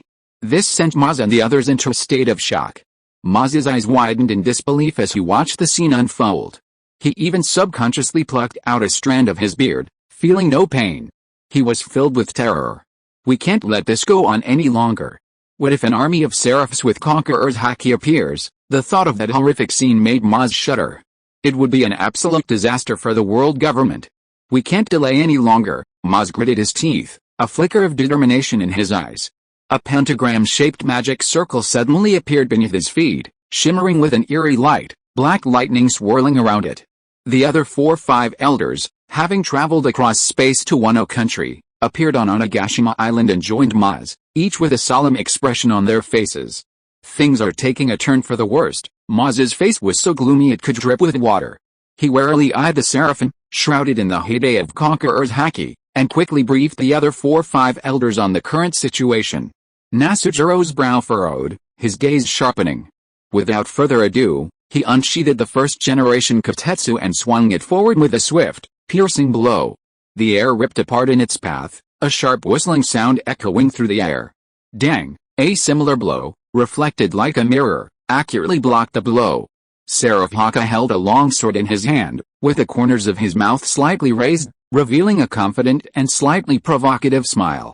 He stared at Nasujiro closely, and said in a calm but full confidence tone, "Leave this guy to me." After that, he exerted a little force with his feet, and with a flash of his body, he took the initiative to rush towards Nasujiro, and the long sword in his hand drew several beautiful knife flowers in the air. Chapter 360 Consensus. Dang! With a deafening roar, the swords of the first Wakize and Seraph Hawkeye clashed once again, sparks flying from the clash of metal. In this fierce collision, Nasujiro was forced back several steps, his feet leaving deep marks on the ground as he managed to steady himself. Nasujiro now assumed the form of a centaur, his lower body a skeleton's limbs, his upper body a human's. This was his unique transformation as a user of the mythical beast type. The skeleton's limbs exuded a chilling aura. A fierce glint flashed in Nasujiro's eyes, and he charged towards Seraph Hawkeye like an arrow, the first Wakize in his hand gleaming coldly in the sunlight. He then thrust his sword fiercely. Seraph Hawkeye raised his long sword to block, but the force of Nasujiro's furious attack was too great. With a dull thud, Seraph Hawkeye was sent flying, arcing through the air. "A fake is a fake," Nasujiro snorted, his face thick with disdain. He pressed forward, ready to attack again and take down Seraph Hawkeye in one fell swoop. Suddenly, another Seraph appeared, blocking his attack. It was none other than Seraph Zoro. "Tornado!" Seraph Zoro shouted, his three swords swung in an instant, transforming into a massive tornado of bladed energy that roared towards Nasujiro. The other Seraphs also sprang into action, and Onigashima was instantly reduced to a chaotic battle. Seraph Fluffy and Seraph Ace confronted Garp together. Looking at his two grandsons who looked like children, Garp's eyes were filled with pain and anger, like a wild beast enraged. Each attack was fierce and violent. He channeled all his grief and anger into strength, channeling it into his fists as he pounded down on Seraph Fluffy and Seraph Ace. His fists rippled with the wind, crackling the air. Each blow held the power of devastation. He simply wanted to break through the two imposters' hold and settle the score with Wes Erwin. "Calm down, Garp. They're deliberately draining your energy," Sengoku warned anxiously. But Garp, enraged, listened intently and continued his frantic attacks. "Don't meddle in other people's business. Your opponent is me." Seraph Blackbeard grinned and blocked Sengoku's path. Black smoke began to rise from his body, growing thicker and thicker. "Haha, Boda Sengoku, you'll be a formidable opponent." The other Seraphs also found their opponents. For a moment, Onigashima was filled with shouts of killing and the clash of weapons. Each attack was accompanied by a powerful burst of energy, altering the surrounding landscape. The once smooth ground was blasted into vast craters, mountains collapsed, and boulders shattered. The scattering rocks, like cannonballs, flew in all directions, leaving the entire island in ruins. Kizaru, on his side, transformed into a streak of golden light, nimbly weaving through the Seraphim's attacks, occasionally firing a laser beam in retaliation. "Quite lively," he said in his usual lazy tone, but his movements didn't slow at all. Laser beams fired accurately at the Seraphim. Each one packed immense destructive power, triggering an explosion upon impact, engulfing the surrounding area in flames and smoke. Shanks was stopped by Seraphim Kato and Seraphim Big Mom. The three figures clashed rapidly in a flash of swords, each clash sending up a shower of sparks. Shanks's domineering aura clung to his sword, multiplying the power of each strike. The two Seraphs worked in perfect harmony, engaging Shanks in a close fight. Maz was also locked in a fierce battle, facing the Seraph Whitebird, whose overwhelming power was somewhat overwhelming. They are the ultimate weapons of war. The Seraphs should be in the hands of the world government. After their fierce clash with the Seraphs, the 5 elders shared these thoughts. They realized that the Seraphs before them were the very weapons they had always dreamed of. These Seraphs possess numerous incomparable advantages. First, unlike human beings with their own minds, they would not disobey orders due to complex emotions, interests, or beliefs. Like precisely programmed machines, they faithfully carried out their orders, never disobeying them, no matter how dangerous or difficult. This was undoubtedly crucial to the world government. Furthermore, the Seraph's power was evident to all. The fierce clashes on the battlefield just now demonstrated that each possessed the strength to rival the most powerful. Whether facing Garp's ferocious attacks, Nasujuro's piercing swordsmanship, or challenges from other masters, the Seraphim were able to withstand them with ease, even gaining the upper hand.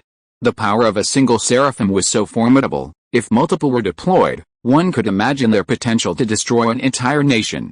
The 5 elders understood that in a world rife with uncertainty and conflict, possessing such a powerful and unwavering force was crucial to consolidating the world government's rule. With these Seraphim under their control, the Navy and CP0 seemed less indispensable. The Navy's internal personnel were diverse, making management complex and prone to instability. Although CP0 was a powerful organization, facing a formidable opponent like Weiss, it was inevitable that it would suffer heavy losses, even near annihilation. Seraphim, on the other hand, were weapons born purely for combat.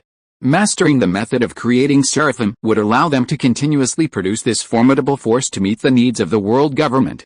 Then, the world government's rule would be unimpeded, free from the threat of various forces. Vegapunk must be captured. The 5 elders reached this consensus almost simultaneously. As the key figure in the creation of Seraphim, Vegapunk possessed core technology and secrets. Only by firmly controlling him could the plan to mass-produce Seraphim be realized. Only then could the world government, with its invincible force, completely consolidate its rule and bring the entire world under its yoke of authority. Chapter 361 Live Broadcast. The 5 elders were completely unaware that everything unfolding on Onigashima was unfolding before the world in a shocking manner. The mastermind behind the live stream was none other than Vegapunk. Through mysterious means, he had successfully connected to every den-mushi in the world, allowing the fierce battle unfolding on Onigashima to be fully and unreservedly displayed to everyone. The Seraph's unparalleled combat prowess on the battlefield astounded everyone who watched the live stream. Hawkeye, Boa Hancock, and other powerful figures witnessed their identical clones unleashing power rivaling their own in battle, feeling a mixture of shock and mixed emotions. "How dare you clone me? You bastard!" Boa Hancock, upon seeing the Seraph, erupted in rage. Her beautiful face contorted in anger, her eyes blazing with fury. She could not tolerate such an offense. However, at this moment, she still didn't know about Luffy's death.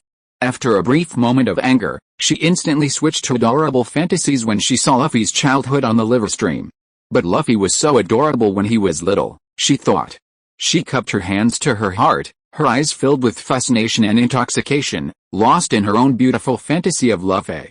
Meanwhile, the military might commanded by Weiss was completely exposed to the world.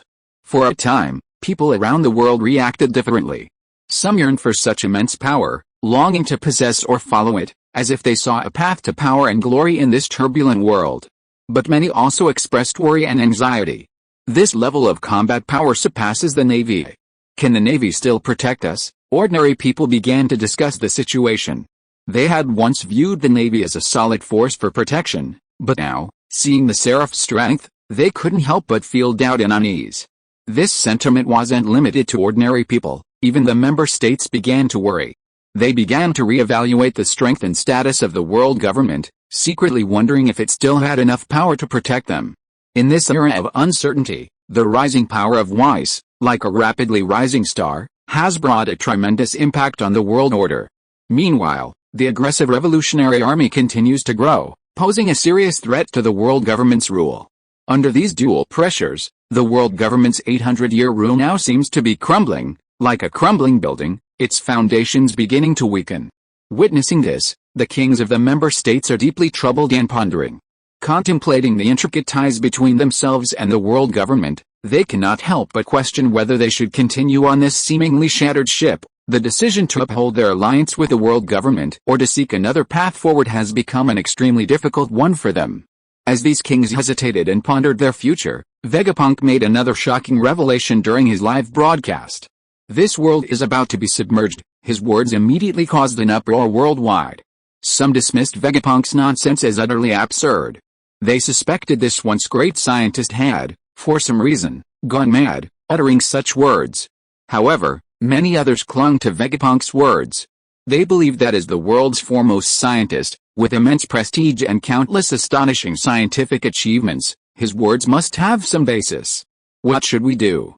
After countless people were shocked and bewildered, a fierce desire to survive surged within them. They desperately sought answers from Vegapunk, as if grasping at a last straw in the darkness. "All the islands in the world will be submerged, and only one place will be safe." Vegapunk's voice echoed across the world through Den Den Mushi, causing everyone to hold their breath, anxiously awaiting his name for that one safe place. "The Red Earth continent," Vegapunk finally delivered. This answer left many people lost in thought. Indeed, as the highest point in the world, the Red Earth continent, geographically speaking, was likely immune to flooding. Furthermore, the celestial dragon's strange, scuba-like equipment had long been claimed to be a means of preventing them from breathing the same air as the untouchables. But now, in the context of Vegapunk's shocking statement, people began to wonder if it had been prepared from the outset to prevent such a day from ever happening. However, the Red Earth continent had always been the exclusive preserve of the celestial dragons, considered their own territory, strictly forbidden to all others. In the celestial dragon's view, only those who considered themselves of noble lineage and respected status were entitled to reside on the Red Earth continent and enjoy the privileges and comforts it offered. The celestial dragons, who viewed these untouchables with deep contempt and rejection, would never allow them to coexist with them. The answer, of course, was no. Consequently, even if ordinary citizens, as well as those from the member states, knew that the Red Earth continent might be the only safe haven in the event of a world submersion, reaching it would be a difficult task. After all, the celestial dragons control all access to the Red Earth continent, erecting numerous checkpoints and defenses like an impenetrable barrier, isolating all others. But now, with the world facing imminent danger of drowning, it seems the only remaining option for humanity to avoid being swallowed by the sea is to attack. For those who have long lived under the rule of the world government, this is undoubtedly an extremely bold and almost unthinkable idea. The world government has ruled the world for 800 years, maintaining a firm grip on world order through its vast military, a complex power structure, and various deterrents. Aside from the Revolutionary Army, which has been secretly gathering strength to overthrow its rule and openly challenged its authority, other factions, either fearing the world government's might or motivated by self-interest, have silently obeyed, with few daring to stand up to it. Chapter 362 Opportunity? In Baldigo, the headquarters of the Revolutionary Army, the atmosphere was as heavy as the oppressive sky before a storm, yet faintly flickered with the excitement of a new opportunity. Monkey D. Dragon, leader of the Revolutionary Army, Sabo, chief of staff, and all the army commanders had gathered here for a rare occasion. Everyone's attention was drawn, as if by a magnet, to the image displayed by the Den Den Mushi. It showed the raging battle raging on the distant Onigashima Island. This astonishing live broadcast, led by Vegapunk, was like a sudden and powerful whirlwind, stirring up a turbulent wave in the undercurrents of world affairs. And the Revolutionary Army, whose mission was to overthrow the world government, like cheetahs lurking in the darkness for so long, keenly sensed a fleeting opportunity in this battle that could change the course of the world. "If we attack the Red Earth continent now," Sabo muttered to himself. But as his eyes stumbled across the screens of Seraphis and Luffy, his head felt like it had been struck by an electric current, a dull ache welling up. Fragmented, blurry images flooded his mind like a tide. Like ghosts shrouded in mist, they flickered in and out, stirring a wave of doubt within him. Do I know them? However, now was not the right time for him to delve into this mystery. This is the first time I've seen the five elders in action. Ivankov's face, usually tinged with humor and exaggeration, was now filled with shock. His eyes widened like bells, his mouth slightly open. It wasn't just him. The sight of the five elders personally participating in the war shook everyone like an 8-magnitude earthquake. The five elders had always manipulated the world government from behind the scenes, never revealing their true power to the public. Indeed, we've gathered quite a bit of intelligence. Crow stood like a stern statue, His arms folded across his chest. His icy gaze, like a sharp scalpel, dissected every detail displayed on the screen. He was completely absorbed, unwilling to miss a single moment that might hold crucial information. As the largest opposition organization, they had always viewed the world government as their ultimate enemy, and they were desperately trying to uncover its secrets and hidden strength. They had never imagined that a single pirate could single-handedly force the world government to deploy its full might. Wes Erwin should be the one to be feared. Betty narrowed her eyes slightly. He hasn't made a move yet. It wasn't just Betty. Everyone in the world was watching this battle. Whether in the bustling city streets or in the quiet, remote corners of the countryside, from warlords commanding large armies to ordinary citizens, they were eager to witness the truly awe-inspiring extent of Weiss's power. Just as everyone was lost in their own thoughts, lost in deep contemplation of the situation and a fierce curiosity about the unknown, the situation on the battlefield shifted. Seraphis and Seraph Luffy, like a pair of twin brothers working in perfect harmony, attack Garp from both sides with lightning speed. There's a flaw. Old man, Seraphis' confident and defiant cry echoed across the battlefield. Their fists, like a pair of meteors gleaming with the light of death, smashed into Garp's ribs. Garp seemed unable to dodge, and was struck firmly by both blows. Wow! Garp spat out a mouthful of blood like a red lotus blooming in the sun. Seeing this, the two seraphs seized upon the situation, hoping to take down Garp while he was injured. But just as they tried to withdraw their fists, they were shocked to find they were firmly sucked in, unable to pull them free no matter how hard they struggled. Little brats, we finally caught you. Garp, blood oozing from the corners of his mouth, wore a triumphant smile like that of a fox. He had deliberately exposed his ribs, shielding them with his immense haki just moments before being struck. Therefore, the seemingly grievous blow hadn't inflicted much actual damage. Then, with a powerful sweep of his fists, he sent both seraphim flying. Bang! The sent-back seraphim slammed heavily onto the ground, which instantly shattered as if struck by a massive cannonball, sending countless boulders and dust scattering in all directions. The overwhelming force of the impact made everyone around him glare, as if a small earthquake had erupted. Fistbone galaxy impact, Garp held nothing back. His weathered yet resolute eyes fixed on Weiss in the distance, his observation haki like an invisible lock, firmly locked onto his target. This single blow gathered all his strength, a full-throated attack of concentrated rage. He swung his fist toward Weiss. The momentum of his fist like a true meteor streaking through the sky. Its speed was so extreme that the air in its path was compressed, crackling with thunder. Powerful waves of force spread outward, like ripples, instantly drawing everyone's attention. The entire battlefield seemed to stand still at that moment. Everyone held their breath, awaiting the fateful decision.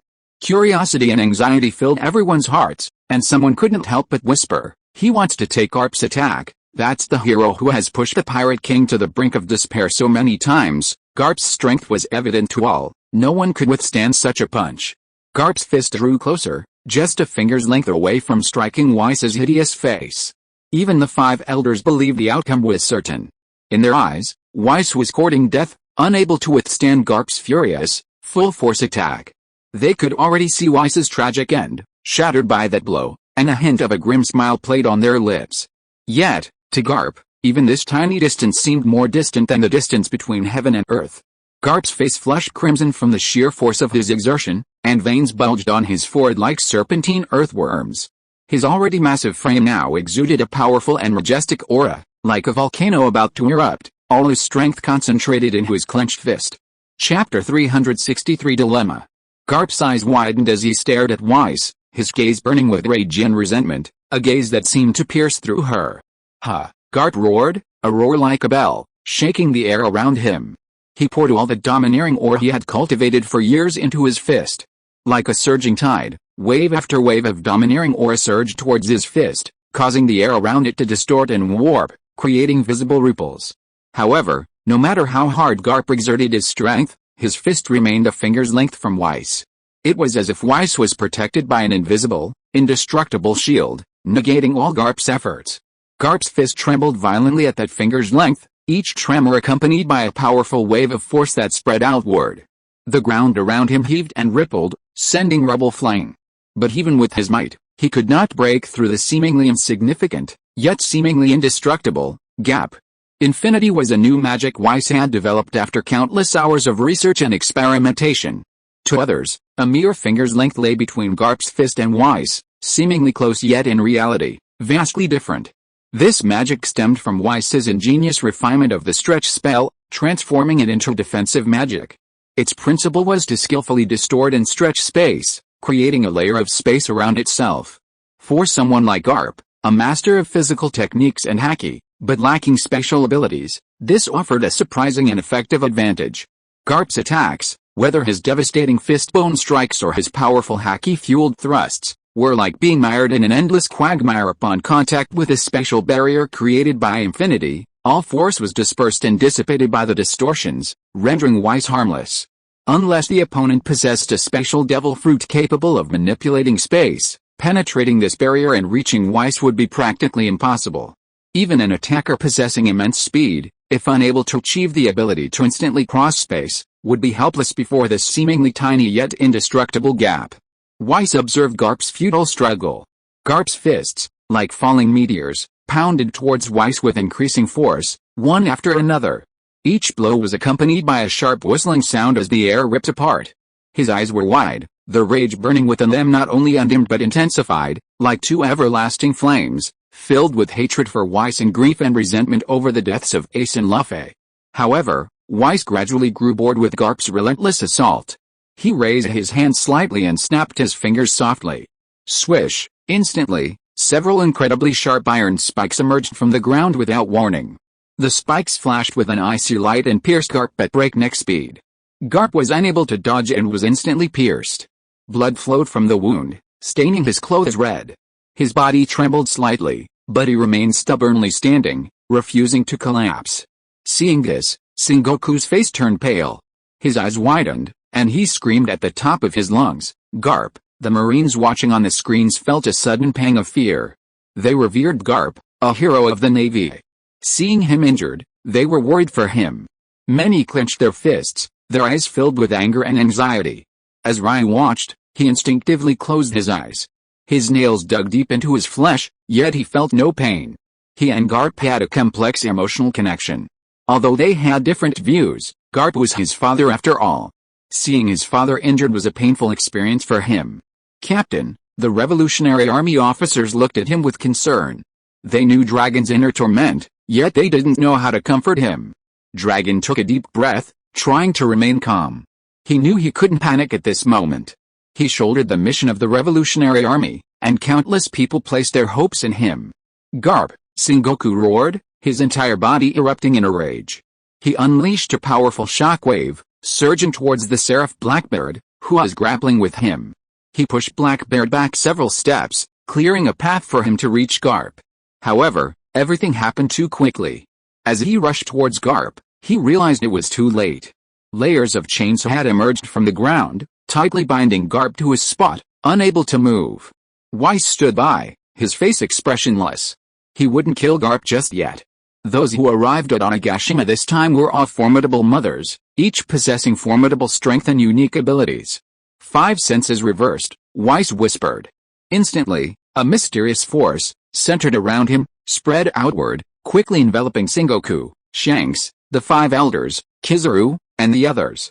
They felt the world before them suddenly become chaotic, everything turned upside down.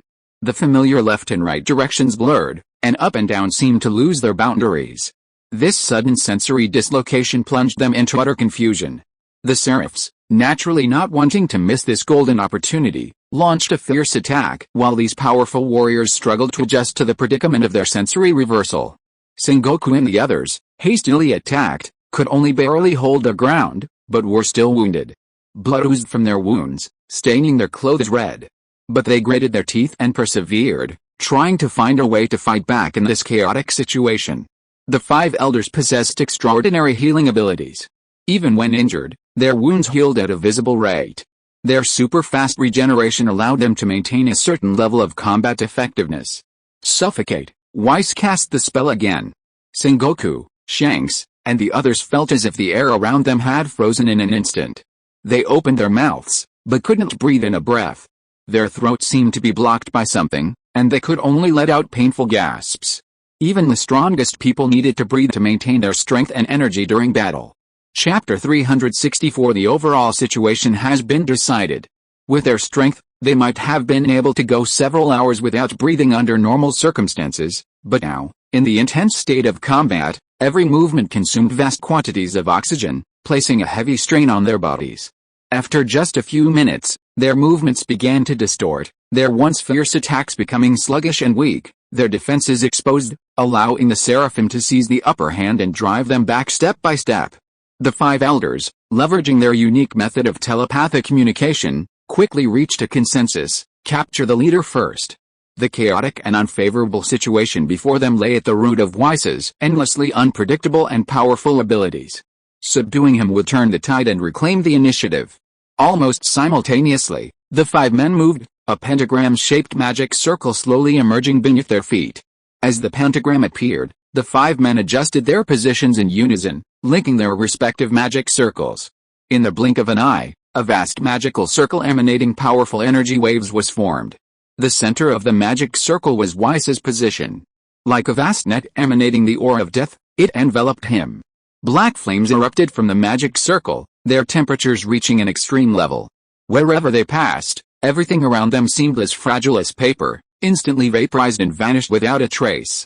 Whether it was the boulders and rubble on the ground, or even the slightest object floating in the air, upon contact with the black flames, they instantly turned into a wisp of smoke and dissipated into the air. The entire Onigashima Island was illuminated by the black flames and pitched black. The scorching heat distorted the surrounding air, forming strange ripples. The power of the soaring black flames was so immense that even the vast expanse of water surrounding Onigashima was affected. The water began to boil and churn at a visible speed, and vast amounts of water vapor rose up like white clouds, surging towards the sky. Under the relentless scorching heat of the black flames, the seawater rapidly evaporated, the water level plummeting, and vast expanses of underwater reefs gradually emerged from the water. As the sea evaporated, the vapor in the air grew larger and larger. Cooled by the heat of the sky, it quickly condensed into droplets, which then gathered into rain clouds. Soon, bean-sized raindrops began to cascade down from the sky. At first, they were sparse, but in the blink of an eye, they became a torrential downpour. The downpour was so intense, as if the entire sky had been ripped open, pouring endlessly toward Onigashima, threatening to drown the island. The raindrops struck the ground, creating a wave of water that gathered into streams, rushing towards the low-lying areas. The ground on Onigashima, already pitted and scarred by the fierce fighting, was now rapidly filled with water, forming puddles of varying sizes, and in some places, even forming lakes. Under the pouring rain, Onigashima resembled a desolate island about to be swallowed by a flood, permeated by a sense of precariousness and danger. The five elders, oblivious to the ferocious weather, fixed their gazes fixed on the center of the magic circle. They pinned all their hopes on this combined attack. They would not hesitate to destroy the entire Wano country if they could capture Weiss. Isn't it a bit excessive to use a magic circle against a wizard like me? Weiss's voice drifted slowly from the center of the soaring black flames, his tone tinged with mockery, as if the powerful magic circle before him, capable of all destruction, was nothing more than child's play. As he spoke, the black flames gradually dissipated, revealing Weiss, unharmed, his clothes immaculate, his face bare of any sign of panic or injury. The terrifying attack that had just evaporated the sea and distorted the very sky hadn't touched him at all. He calmly raised his wand and flicked it gently. Instantly, a green mist emanated from the tip of the wand. Like a swift wisp of smoke, it rapidly spread toward the five elders, enveloping them in an instant. Is this Seastone? Some of the five elders cried out in surprise. They felt a familiar yet dreaded power emanating from the green mist, instantly invading their bodies and weakening their already formidable combat power. Seastone has always been a formidable threat to users with special abilities, capable of profoundly suppressing their power. Now, trapped within the green mist, the five elders felt as if their powers were being tightly grasped by an invisible hand, hindering their smooth flow and slowing their movements. A sense of foreboding welled up in their hearts. This is bad, Kizaru muttered, realizing the situation was dire. His figure instantly transformed into a streak of golden light, swiftly escaping into the air. Not to be outdone, Maz immediately flapped the massive wings behind him.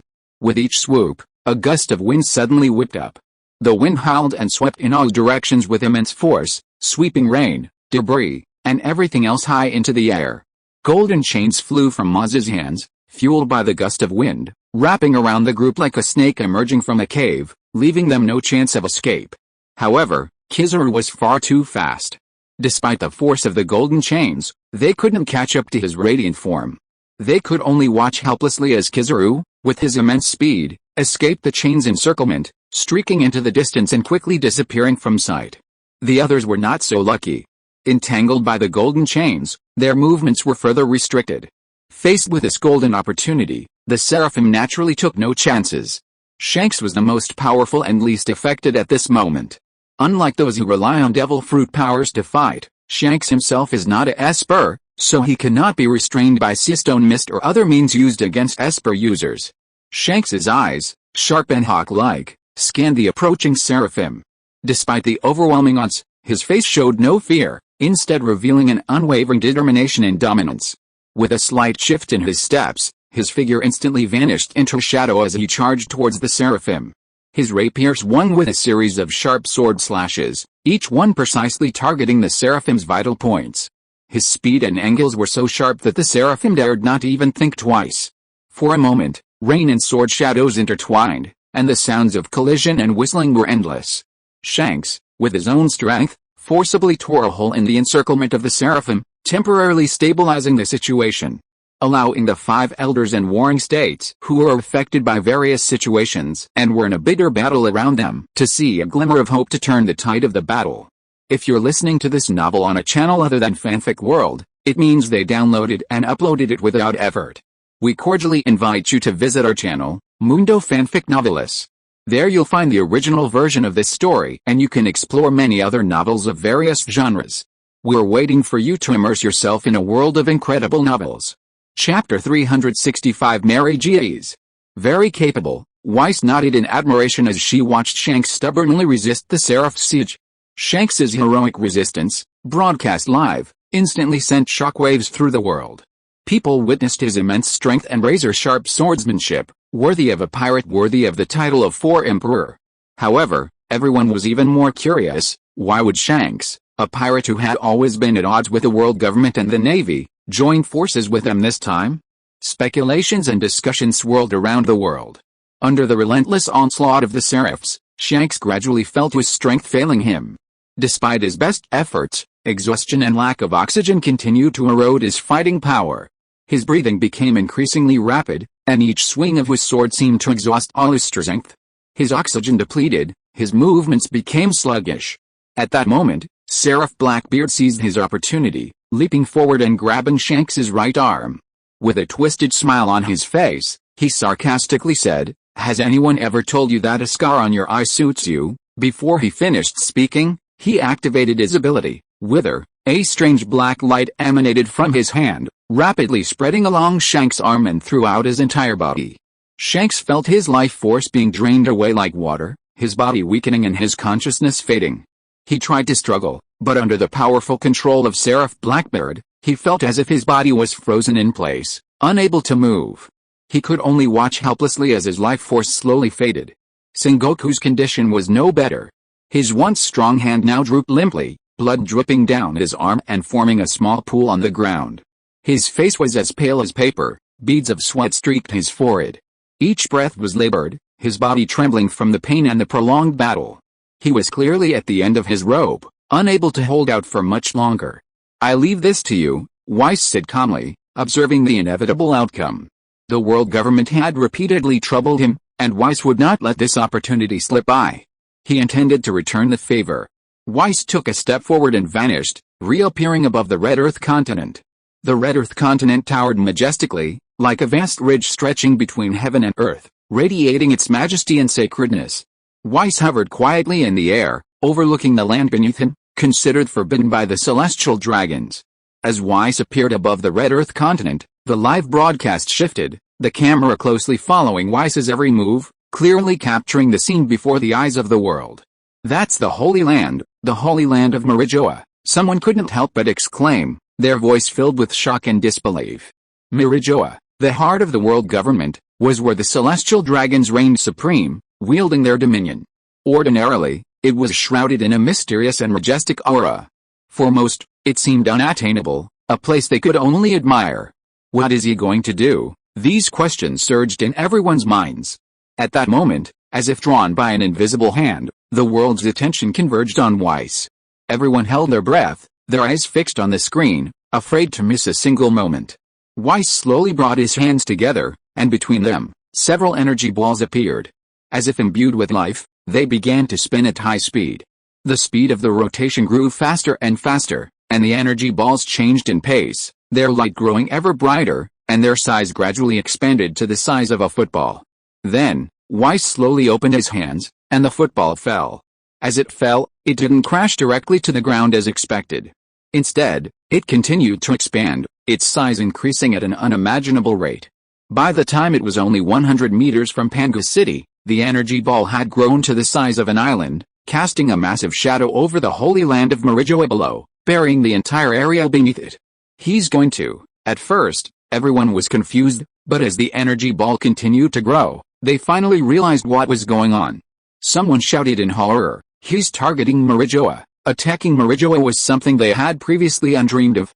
For 800 years, the world government had relied on powerful military force, a strict hierarchy, and various deterrents to firmly control Marijoa, protecting their supreme power. No one had ever been able to challenge it. Everyone stared at the screen, their eyes fixed, nervous and expectant, wondering what would happen next. At that moment, the entire world fell silent. Only the live broadcast of the ever-expanding energy ball and the pounding of people's nervous hearts mingled in the air, waiting for the gears of fate to continue their relentless rotation in this astonishing operation. Within Pangu City, alarms blared throughout the sky, and agents normally hidden throughout the city emerged en masse. They were numerous, countless, their faces solemn and resolute. Executing moon steps, they flew like a flock of nimble birds, darting towards the ever-decreasing energy ball in the sky, attempting to halt its descent and protect the heart of the sacred Mary Gies. However, their actions seemed like moths to a flame, insignificant and powerless before the devastating energy ball. Despite their utmost effort, their speed leaving a trail of afterimages in the air, the agents were instantly shattered by the powerful energy wave as they approached the energy ball. At the same time, Pangu City's various defenses were activated. Countless shells whistled out from emplacements hidden throughout the city walls and towers, their sharp, piercing air as they pierced the sky, scattering the energy ball in a dense mass that practically filled the entire sky. Mystical weapons beyond their time were also activated, unleashing dazzling laser beams. Furthermore, the city's Esper users also took action. But it was all in vain. The energy ball, with unstoppable momentum, slowly but surely descended towards Pangu City. The energy waves it emanated grew stronger, as if announcing to all of Mary Gies a devastating disaster was about to strike. The inhabitants could only watch helplessly, filled with despair and helplessness, yet unwilling to give up their resistance. Chapter 366 Influence. Under the gazes of the crowd, a mixture of terror and despair, the massive, alien-like energy ball finally descended. Silently, it pressed down upon Pangu City. There was no expected deafening explosion or roar. The entire process was as smooth as a hot knife through butter, yet tinged with a chilling strangeness. The moment Pangu City made contact with the energy ball, the once impenetrable Pangu City, once bearing the supreme authority of the world government, constructed of countless precious materials, and symbolizing 800 years of glorious rule, suddenly became a soft liquid and began to melt rapidly. Whether the usually domineering and high-ranking celestial dragons, the powerful high-ranking government officials, or the struggling slaves at the bottom, without dignity, all were equal before this threat of death. No one could escape the fate of being devoured by this destructive force. They had considered stopping it before. Several members of the Divine Knights, one of the world government's most powerful guardians, had boldly taken action. However, their power was dwarfed by the energy ball. After a brief clash, several members of the Divine Knights fell, becoming victims of the catastrophe. Their sacrifices proved ineffective as the energy ball continued its relentless crush towards Pangu City. The energy ball plummeted, shattering and melting everything in its path with its mysterious destructive force. Nothing could stop it. Finally, it passed directly through Pangu City, descending downwards, splitting the majestic red Earth continent in two before plunging into the vast ocean. As the energy ball fell into the water, numerous sea kings, creatures of immense size and incredible strength that normally dominated the deep sea, were no match for the catastrophe. They perished under the terrifying force unleashed by the energy ball. Their massive bodies floated on the surface, their bellies tumbling white, transforming the once azure waters into a shattered mess. Where the energy ball had landed, a vast hole formed. This hole was so deep it seemed to connect to an endless abyss. The surrounding seawater, drawn in by a powerful suction force, poured endlessly into it. However, no matter how much water poured in, it felt like a bottomless pit, never to be filled. The entire world seemed to fall silent at that moment. Everyone was speechless, stunned by the unimaginable scene before them. Their minds went blank, and for a long time, they couldn't recover from the immense shock. After a long moment, someone finally spoke, trembling.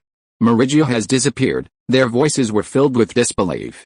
Even though everyone had seen it with their own eyes, Meridia had stood firm for 800 years, like the center of the world, so deeply rooted. Now, it had vanished out of thin air, and no one could believe it. The celestial dragons are dead, as if asking someone else, or perhaps even themselves. Their expression was still mired in shock, their brains unable to believe what they were seeing. But then, a sudden burst of roar. The sound began as a few scattered notes, but in an instant, it gathered into a devastating wave, resounding across the world. Great!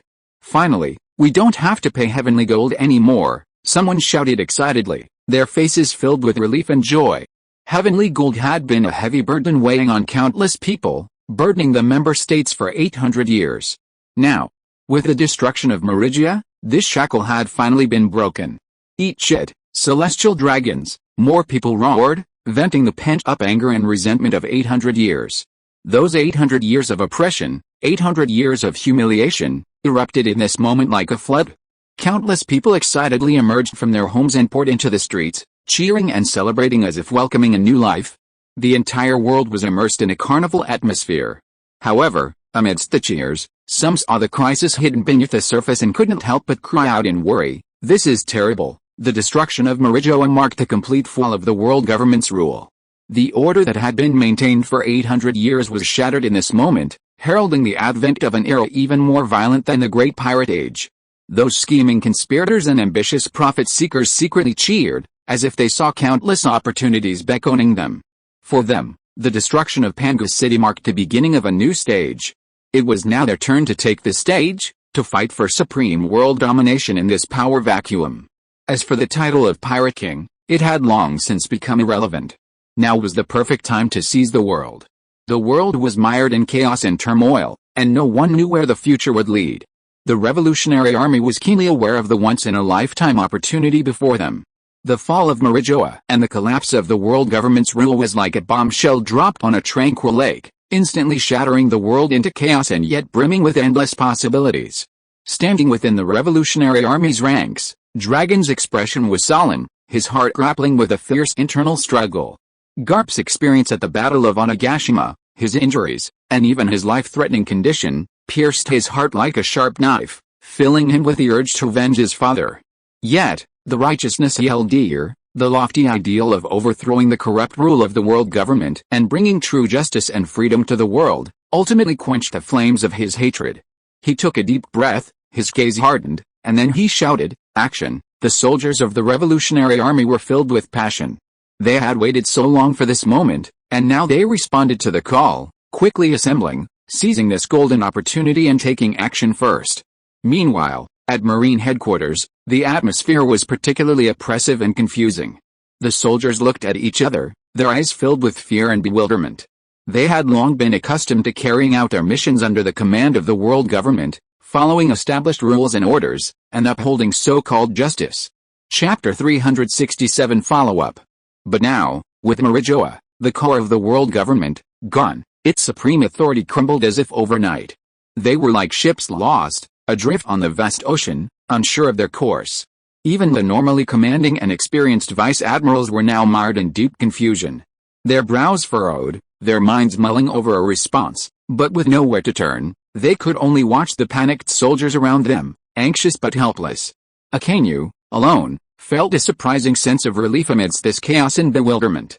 While he had always held a prominent position in the Navy thanks to his unwavering strength and decisive tactics, the pervasive constraints of the world government, like invisible chains, bound him tightly, preventing him from fully exercising his will in many decisions and actions. Now, with Marijoa's destruction, those constraints seemed to vanish, and he felt the chains loosen, finally free to pursue his own course. Akanyu quickly adjusted himself, issuing a series of orders. His resonant, commanding voice echoed through Marine headquarters, slowly bringing the bewildered Marines back to their senses. "We are the Navy.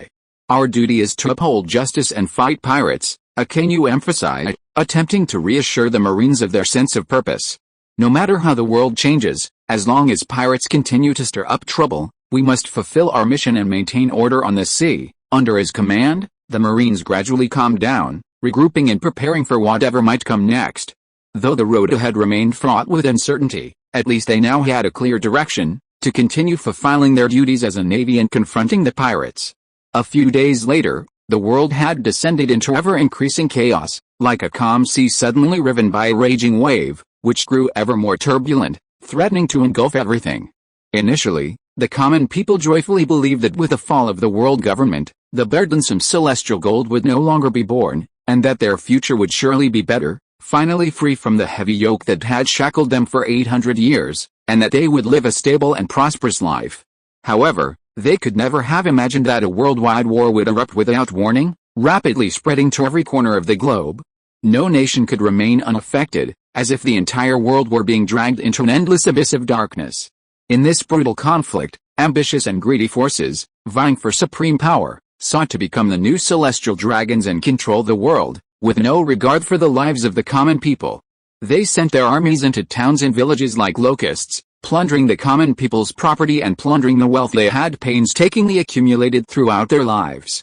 Furthermore, they forcibly escorted civilians to the battlefields, using these innocent people as cannon fodder, forcing them to fight and pay the price for the powerful's ambitions of power and profit. Nations, driven by profit, began to attack each other on a national scale. Smoke of gunpowder filled every land, and once peaceful homes were reduced to rubble. The streets were filled with cries and fighting, leaving countless people displaced, their families torn apart, and the world seemed like a living hell. However, amidst this chaos and war, a new world order was slowly taking shape. To survive and thrive in this turbulent situation, kingdoms with common interests and aspirations chose to unite and form confederations. Through consultation and cooperation, they attempted to pool resources, jointly respond to various crises, safeguard their rights, and establish a relatively stable order in this chaotic world. Meanwhile, the Revolutionary Army, committed to overthrowing corrupt rule and establishing a new order of fairness and freedom, actively carried out actions across the country, successfully overthrowing many former royal families and establishing new governments. These new governments, committed to safeguarding the rights of their people and empowering them to truly take charge, worked diligently to rebuild their homes from the devastation of war, bringing new hope to those suffering from the ravages of war. Meanwhile, the situation on the seas underwent a significant shift. Faced with the Navy's increasingly ferocious attacks during this turbulent period, the previously independent pirates realized that they could no longer survive alone. So, they put aside their differences and united to form the Pirate Alliance. These pirates, united by their respective strengths and unique abilities, braved the Navy's encirclement and continued to forge their own legends on the turbulent seas. This, in turn, further precipitated an already complex world, forcing the world into a difficult and uncertain future under this new landscape.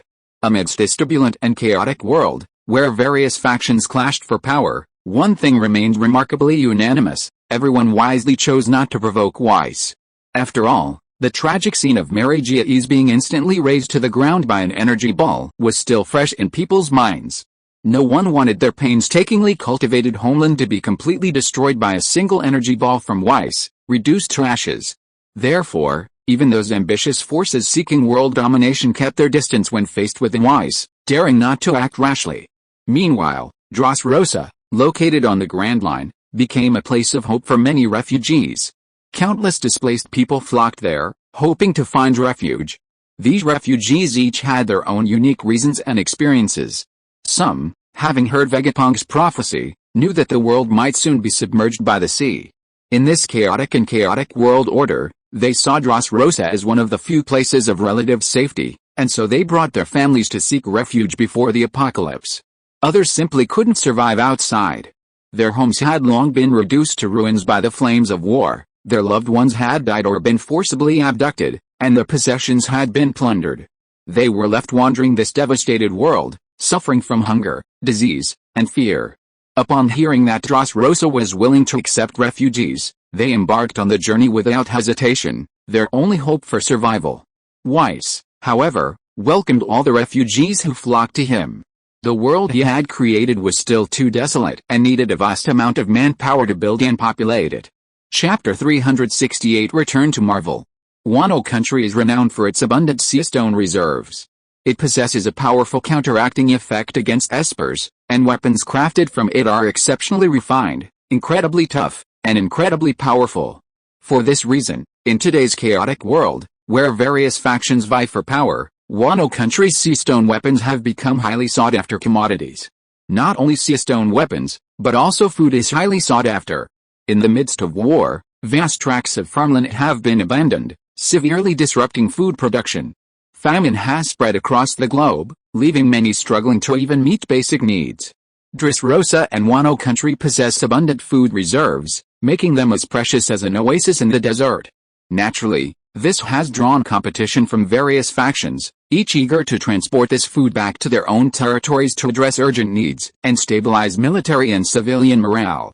Weiss has established a special rule: no gold or silver treasures, only devil fruits. This rule presented a dilemma for many factions, given the rarity of devil fruits. Yet, no one dared to defy it, for they all knew Weiss's power and ruthlessness. Anyone who dared to disobey his demands would likely suffer the same fate as Mary Giais, instantly annihilated by the energy ball. Despite their frustration, each faction dutifully followed Weiss's instructions, diligently searching for devil fruits and then bringing them to Wano country for exchange. From emerging powers aspiring for world domination to established organizations with deep roots, all adhered to this rule. Despite its many twists and turns, the entire transaction proceeded smoothly under Weiss's intimidation. Weiss quietly left the world of pirates and returned to the world of Marvel. New York, the world-famous metropolis, remained as bustling as ever. Rows of skyscrapers soar into the sky, the streets bustle with traffic, neon lights gleam in a dazzling array of colors in the night, and the streets and alleys are filled with the laughter of people and the cries of vendors, as if this is a paradise on earth, forever untouched by the gloom of the sea. However, beneath this seemingly prosperous surface, like the calm surface of the sea, lurks the turbulent undercurrent, hiding countless crimes. Supercriminals, possessing extraordinary powers, take turns to ascend the city's stage like ghosts, unleashing their evil methods with unbridled abandon, burning, looting, and carrying out terrorist attacks, roiling the city in turmoil. With their extraordinary abilities, they repeatedly evade police pursuit, rendering ordinary law enforcement powerless. Fortunately, countless street heroes with a heart for justice step forward to confront these supercriminals in one thrilling battle after another. Guarding the safety of the people in every corner of the city, they sacrificed their time, energy, and even their lives for justice. They thought their dedication would bring peace and public recognition, but unexpectedly, something heartbreaking happened to these superheroes. Suddenly, superhero real name registration offices began to appear on the streets of New York. These seemingly ordinary yet solemn places acted like shackles, placing the superheroes in danger. Furthermore, large screens along the streets continuously played advertisements, their images and sounds assaulting everyone's sight and hearing. This announced to the entire city the authority and inviolability of this new U.S. government initiative. The U.S. government required all superheroes to reveal their true identities and submit to government oversight. While the government viewed this as an effective way to regulate superhero behavior and facilitate urban order, it was undoubtedly a crushing blow to the superheroes themselves. Registering with their real names could put their families and friends in danger, as supercriminals would not miss such a golden opportunity for revenge. Furthermore, they had always relied on anonymity to freely roam the city fighting crime. Now that freedom was about to be stripped away, they were caught in a dilemma, filled with frustration and despair. This move also cast a shadow of uncertainty over the city's future. Inevitably, serious disagreements arose within the Avengers, the world's most renowned superhero group. Iron Man, Tony Stark, and Captain America, Steve Rogers, held diametrically opposed views on the controversial real name registration policy for superheroes, splitting them into two factions. The partners who once fought side by side against powerful enemies and safeguarded world peace now stood on opposing sides, refusing to give in. The conflict escalated, ultimately erupting into a fierce battle within the Avengers. Iron Man's side believed that accepting government oversight and real name registration was necessary to adapt to the times and maintain social order. It would standardize the superhero's actions and avoid unnecessary trouble and misunderstandings.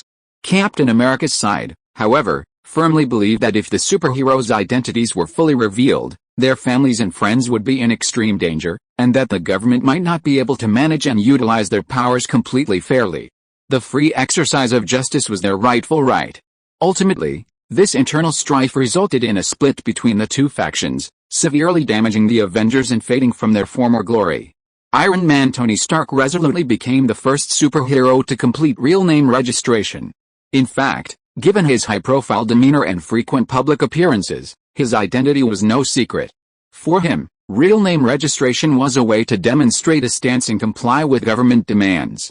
For this, the U.S. president awarded him the National Hero Medal, citing him as a role model and hoping to encourage more superheroes to respond to the call and register. However, contrary to expectations, few superheroes responded. Most superheroes remain apprehensive about real name registration. They don't want to expose their identities and potentially endanger themselves and those around them.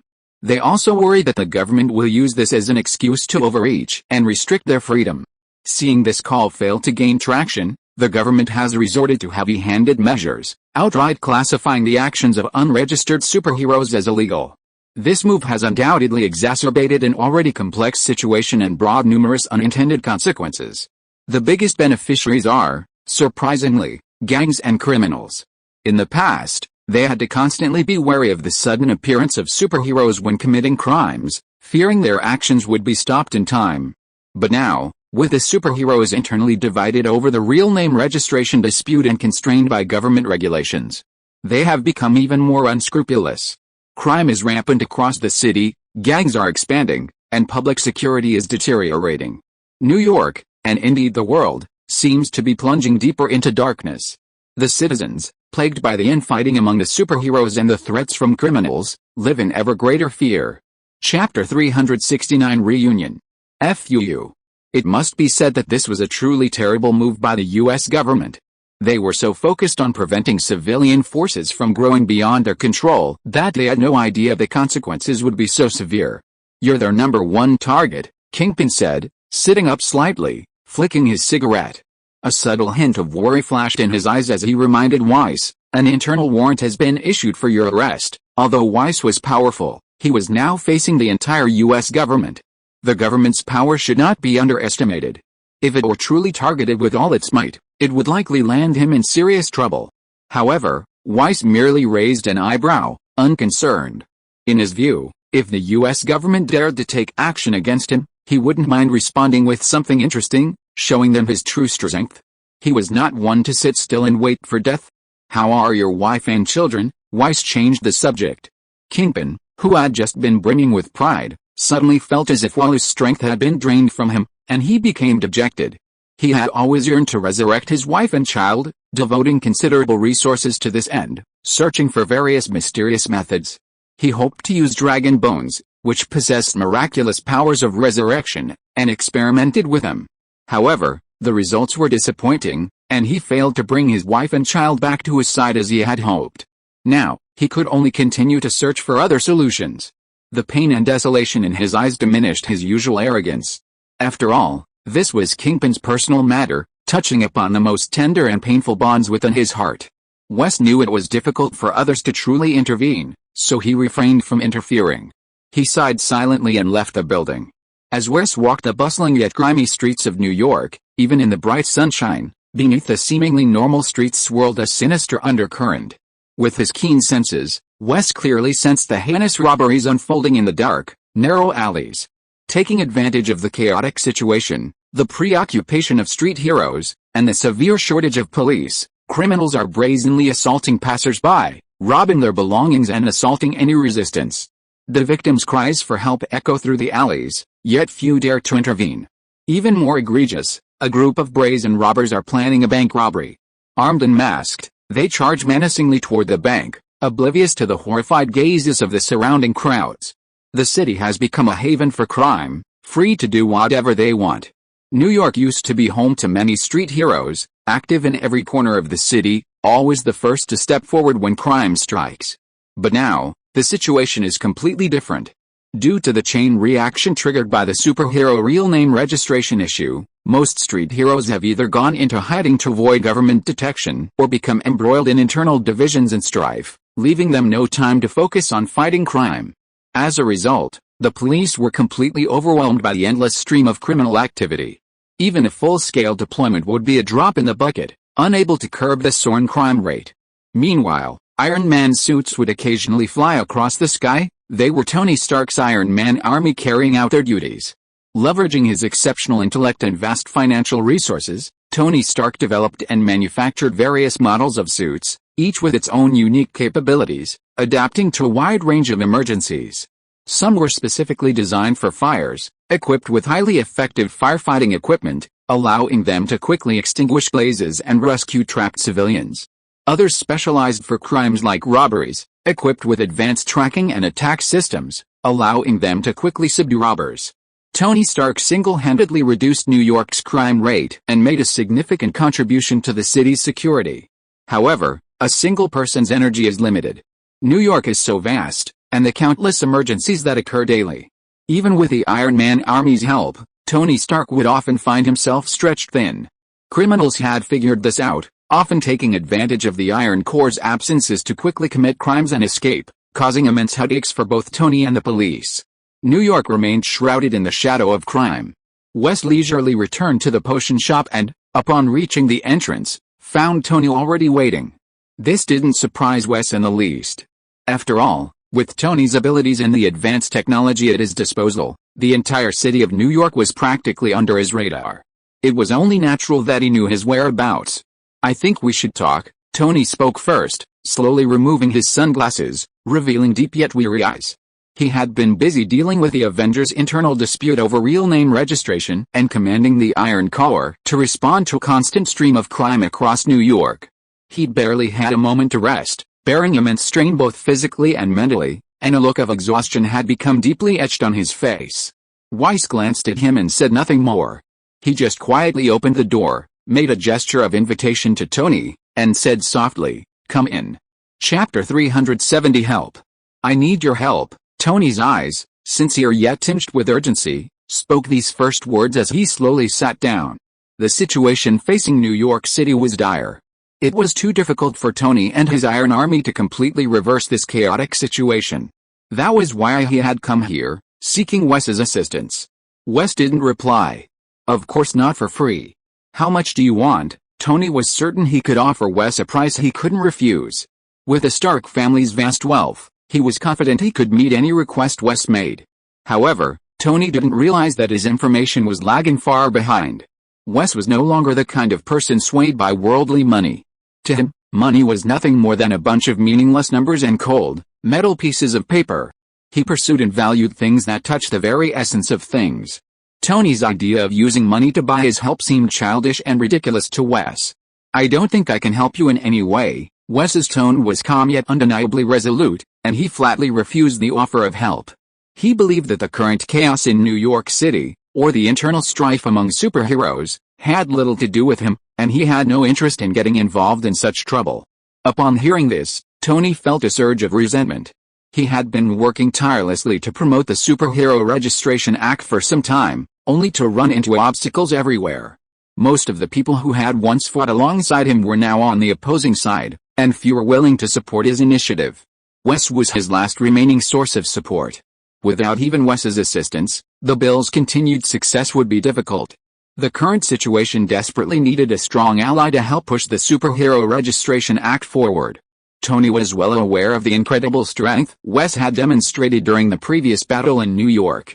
With him on his side, perhaps the opposition could be suppressed, and the bill's implementation would be much smoother. "Wes, don't be so quick to refuse." Tony quickly stood up, his eyes filled with earnestness, trying to persuade Wes to change his mind. "You've seen the chaos in New York City right now. Only by standardizing superheroes and registering them with their real names can things get back on track. I know you're concerned, but if we work together, we can definitely make this happen. And I promise you, I'll give you enough in return. It won't be a big loss for you." Tony continued to talk non-stop, trying to persuade Wes from every angle to change his mind and join the campaign to promote the superhero registration bill. However, Wes had already made up his mind. No matter how much Tony tried to persuade him, he refused to get involved in this troublesome matter. He listened expressionlessly, mentally plotting how to get Tony out of here. Bang! At that moment, the door of the shop was suddenly thrown open, breaking the slightly tense atmosphere inside. Ross and a group of people walked in aggressively. Ross strode directly across from Weiss and plopped down, his expression filled with arrogance and confidence, as if this were his home turf. Now Secretary of Defense, Ross's promotion had instilled in him a sense of arrogance, a heightened sense of decisiveness and insolence. The soldiers following behind him were stern-faced, well-trained, and equipped with the latest weaponry. Particularly striking was their armor, valued at over $1 million.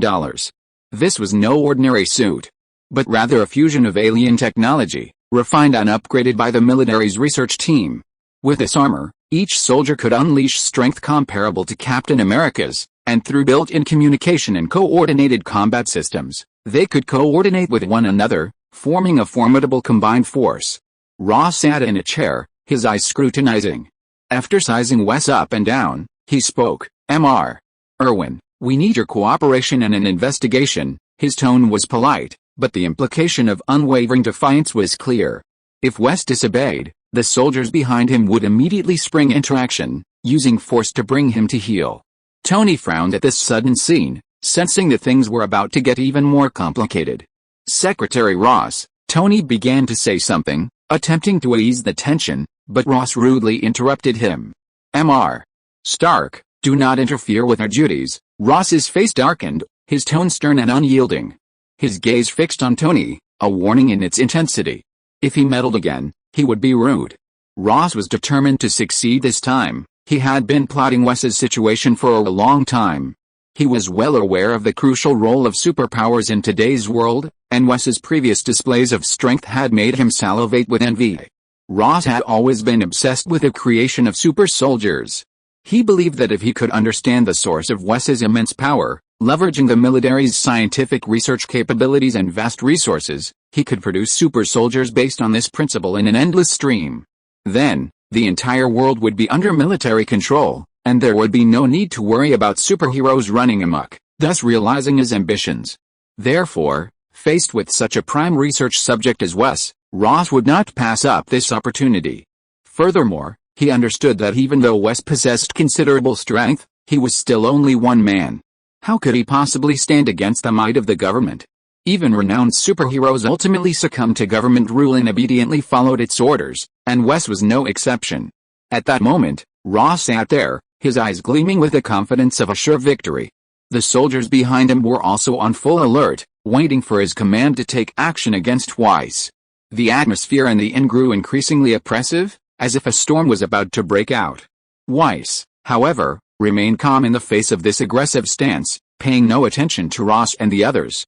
He simply watched the whole thing unfold, leaving one unable to fathom his true thoughts. Chapter 371, Stupid Move. Seeing Wes's unmoved expression, Ross's long-suppressed impatience could no longer be contained. With a sullen expression, he nodded slightly, signaling the soldiers around him to attack. One soldier, receiving the order, quickly stepped forward and reached out to grab Wes's shoulder, saying, "Sir, please cooperate with us." Before the soldier's hand could even touch Wes's shoulder, it seemed as if it had been struck by an incredibly powerful force, instantly disintegrating into dust and dispersing into the air.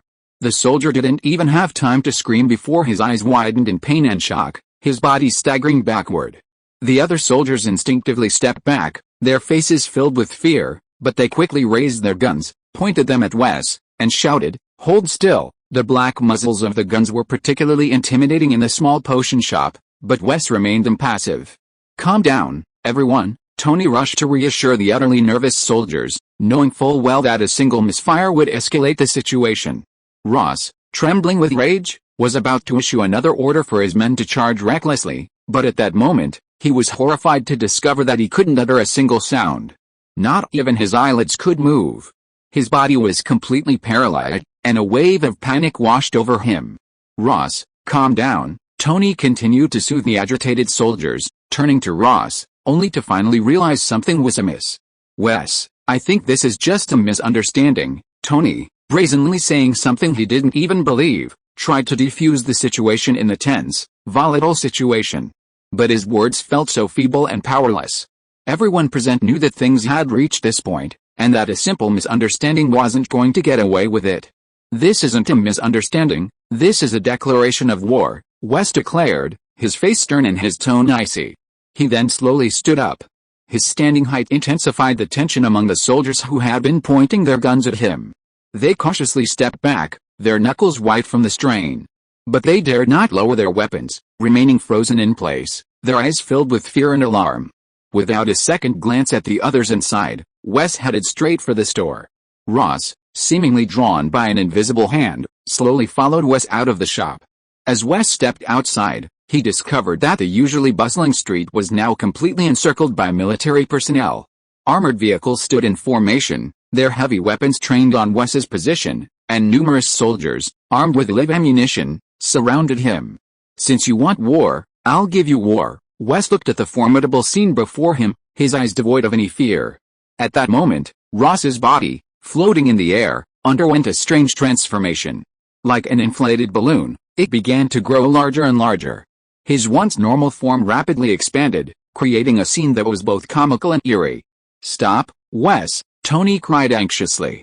Bang! Ross's body suddenly exploded. Tony closed his eyes in agony. He knew things had taken a turn for the worst. He had only intended to seek Wes's help to promote the Superhero Registration Act, but he hadn't expected it to spiral into such an unmanageable situation. It was completely beyond his expectations. "Fire!" someone shouted, and then gunfire erupted like a rain of bullets, countless bullets pelting Wes. For a moment, the air was filled with smoke and flashes of fire. "Cease fire! Cease fire!" Tony shouted frantically, trying to stop the frenzied shooting. He knew it would do no harm to Wes and would only make the situation worse.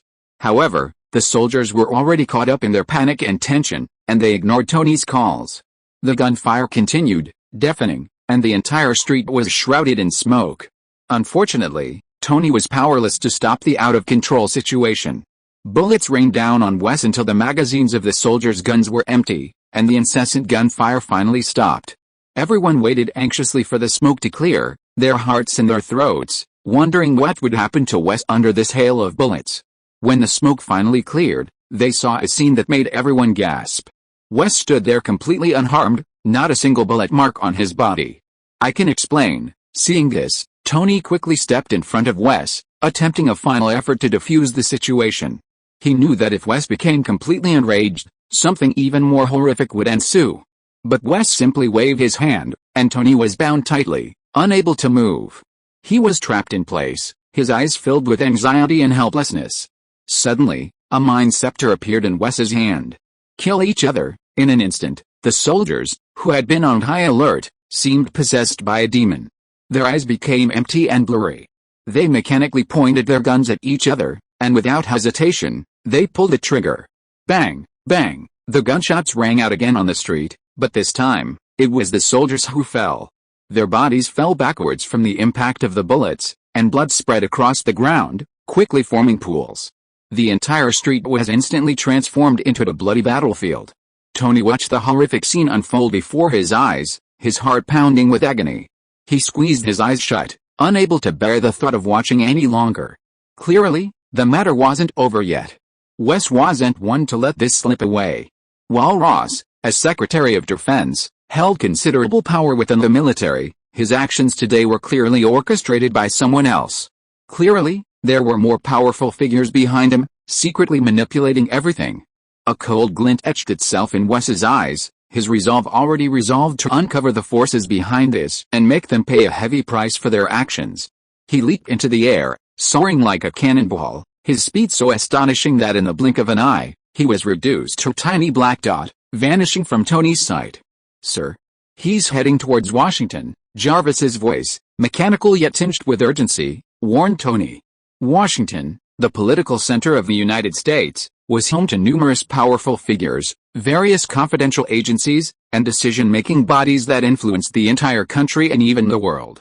Weiss flew in that direction, undoubtedly setting off an even greater storm. The dire consequences of this storm were unpredictable. If you're listening to this novel on a channel other than Fanfic World, it means they downloaded and uploaded it without effort.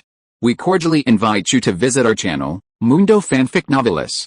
There you'll find the original version of this story and you can explore many other novels of various genres. We're waiting for you to immerse yourself in a world of incredible novels. Chapter 372 Washington. The White House, a world-renowned building, has long been renowned as the home of the President of the United States. It's more than just a magnificent palace of brick and stone, it's a symbol of American power and prestige, carrying countless historical memories and political weight. While the U.S. President is often criticized as merely a mouthpiece for the wealthy capitalists behind the scenes, he truly represents the face of the nation. Reputation is to a nation what a sign is to a store. Once that layer is lost, the hidden inner will inevitably suffer as well. Don't hit someone in the face is a common-sense principle in interpersonal communication, and it applies equally to the dynamics between nations and powers. However, Wes didn't care. With lightning speed and unstoppable momentum, he sped towards the White House.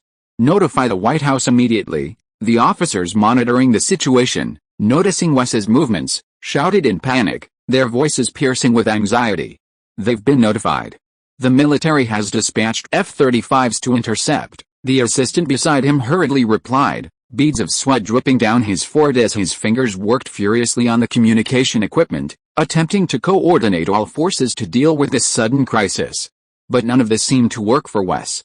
He was already standing on the roof of the White House, commanding a commanding view of this building, a symbol of power. Freeze! The Secret Service agents, true to their rigorous training and swift reflexes, spotted the uninvited guest almost the moment he appeared. With a short, powerful cry, the agents rushed out from hidden corners, weapons leveled at Wes. Their movements were coordinated and without a trace of panic, clearly demonstrating a comprehensive plan for such an emergency. Meanwhile, the president, surrounded by a phalanx of bodyguards, was being urgently escorted to the bunker for safety. The bunker, hidden deep beneath the White House, boasted impenetrable defenses and state-of-the-art security systems, purpose-built for such extreme crises. The Secret Service agents were fully aware of the weight of their mission. Their mission was now crystal clear: stop Weiss at all costs and never allow him to get even a single step closer to the president, lest the consequences be disastrous.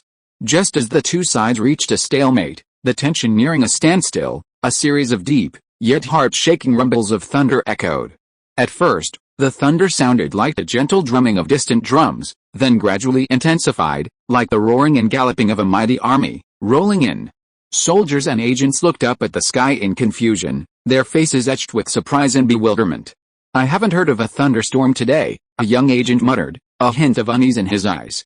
At this critical juncture, any unusual event could lead to unpredictable consequences, let alone such sudden and powerful thunder.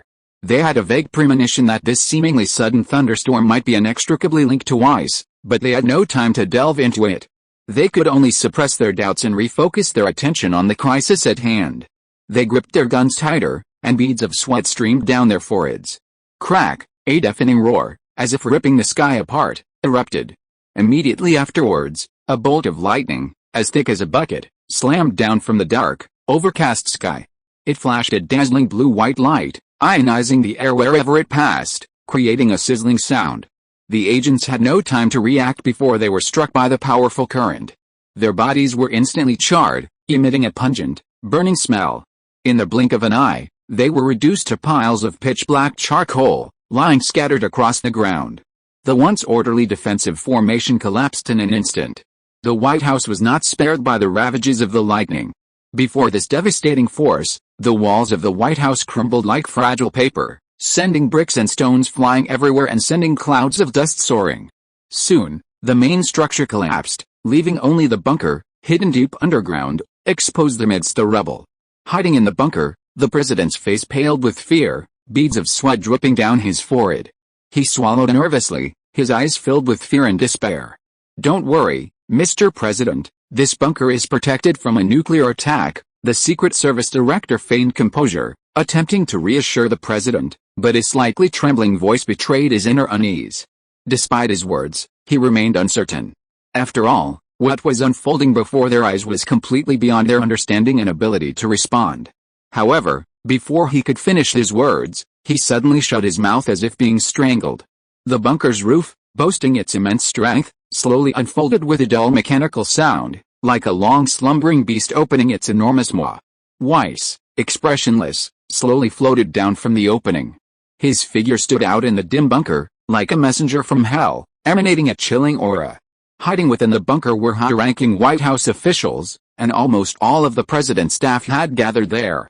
Seeing this, the Secret Service agents immediately shielded these dignitaries behind them. They gripped their weapons tightly, and despite their trembling legs, they forced themselves into a defensive stance. However, the president knew all too well that this was futile.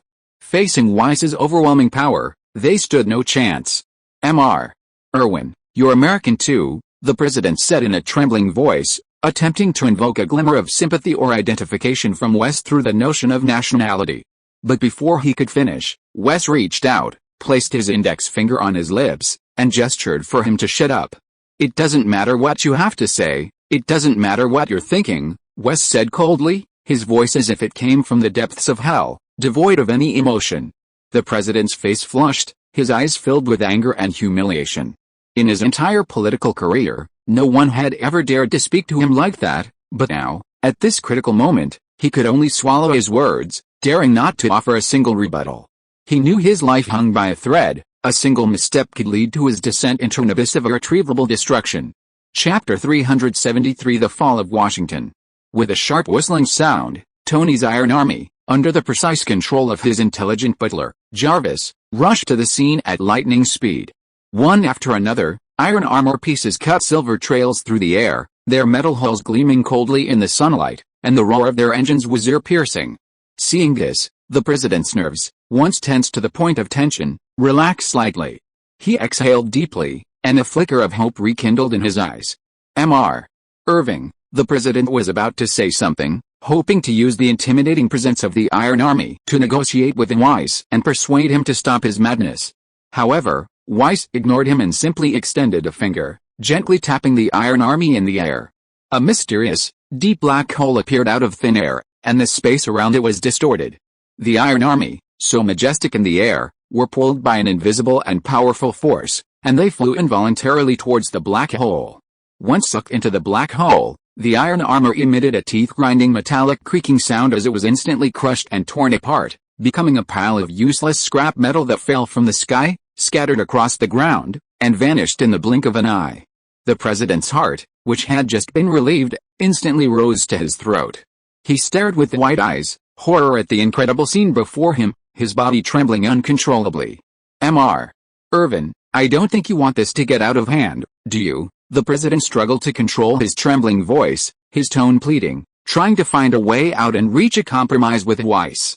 I'll find a way to find those who are against you, don't worry. The president's words were filled with urgency, his eyes full of hope, hoping to calm Weiss's nerves. However, can politicians' promises be trusted? The answer is undoubtedly no. In this life-or-death moment, the president's promises seemed more like a stopgap measure for self-preservation, completely devoid of credibility. Weiss remained unmoved, his eyes still etched with icy coldness, his deaf ears ignoring the president's words. Freeze, a powerful magical force, centered around him, rapidly spread outward. Frost began to spread across the ground, rapidly freezing everything in its path. Flowers, plants, and trees were instantly enveloped in a layer of crystal-clear ice, devoid of their vitality. A bitterly cold wind rose up, howling like ghosts and wolves, raging through the streets of Washington, rattling doors and windows. Pedestrians shivered in the sudden chill and fled for shelter. The force of the frost and wind did not cease, but continued to spread at an alarming rate, soon engulfing the entire Washington area. Frost-coated tall buildings and cars on the streets were frozen solid. The entire city was transformed into bone-chilling, icy hell. The fun is just beginning, Weiss muttered expressionlessly, standing on the frost-covered ground of Washington. As a world power of immense influence, the United States' every move captivates the world's attention. Now, with something so momentous and unconventional unfolding in its capital, Washington, D.C., it has shocked the world. Countless news outlets worldwide, like sharks scenting blood, have sprung to action. Reporters from major television stations, newspapers, and online media outlets have rushed to Washington, desperate to uncover exclusive, first-hand intelligence and deliver this shocking news to an eager audience worldwide. Intelligence agencies around the world are also working tirelessly, secretly dispatching their most elite agents to infiltrate Washington, attempting to uncover the truth from every angle and uncover the underlying causes of the city's dire plight. The BBC reports, Washington is completely. News about Washington dominated nearly every channel on the television screen. In the footage, the once bustling Washington was now a dead, frozen city. Towering buildings were encased in thick layers of ice, and the streets were a blanket of white. The usual bustle of traffic was gone, with only a biting cold wind whipping through the empty streets, stirring up clouds of ice.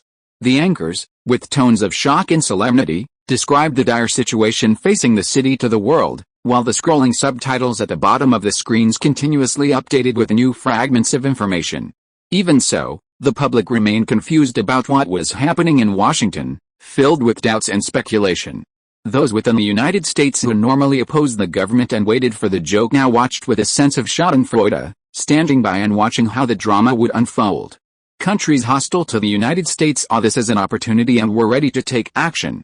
Some began making indirect comments in international media, mocking the United States predicament. Others were secretly adjusting their military deployments, preparing to take actions to their advantage at the right time, hoping to gain further benefits from the chaos. Chaos reigned supreme within the United States. The frozen state of Washington had instantly paralyzed the nation's operations. From the White House, the symbol of supreme power, from Congress, which normally formulates policies and regulations, and even from the Pentagon, which controls the military, no information could be transmitted, and communication with the outside world was virtually severed. The two parties, already riven by conflict, were now embroiled in a chaotic cycle of mutual accusations and bickering, with neither side able to devise an effective response. The sudden turn of events also caught the military leaders completely by surprise. Trapped in Washington, they were unable to exercise any command, leaving the military leaderless and in utter disarray. Faced with this situation, no one knew what to do, nor how to respond to this utterly terrifying situation beyond comprehension. Serious divisions arose within the military. Some advocated marching troops directly into Washington, D.C., seeking a military solution, believing that military might could deter Weiss. Others felt that facing such a powerful and godlike Weiss, peace negotiations were the wiser option. After all, freezing an entire state as vast as Washington was beyond human power. It was a power possessed only by the legendary gods. A rash use of force would likely lead to even more dire consequences. The entire United States was like a helmsmanless ship caught in a raging storm, lurching precariously towards an unknown abyss. Chapter 374 Assembly. Tony gripped his phone tightly, his brow furrowed, his eyes a troubled expression. His gaze fixed on the familiar number on the screen, his fingers trembling slightly as he hesitated to press the dial button. The events of the recent period tangled like a tangled web in his mind, especially the desperate situation in Washington, which left him anxious and powerless. But he knew now was no time to hesitate. If he didn't act quickly, the entire United States, and indeed the world, could be plunged into even greater chaos. Finally, he gritted his teeth and pressed the dial button. The call connected immediately. Tony, Steve's voice, steady and slightly seasoned, came from the other end. It instantly brought back a myriad of complex memories and emotions, the tacit understanding and trust they had shared while fighting side by side, and the subsequent rifts and conflicts caused by differing ideologies. For a moment, he didn't know what to say. His throat was blocked, and he could only remain silent. "See you at the old place." Steve's tone remained crisp and firm, and before Tony had time to react, he hung up. Tony listened to the beep on the other end of the line and breathed a sigh of relief, as if a huge weight had been lifted from his heart. But at the same time, a subtle sense of loss lingered. Perhaps it was the recollection of a once close friendship that could never be regained, or perhaps it was the frustration of the current fractured relationship. A day later, inside Avengers Tower in New York, the atmosphere was particularly tense. This time, not only were the Avengers gathered for the first time since Civil War, but many other superheroes had also arrived. Daredevil's signature red tights stood out.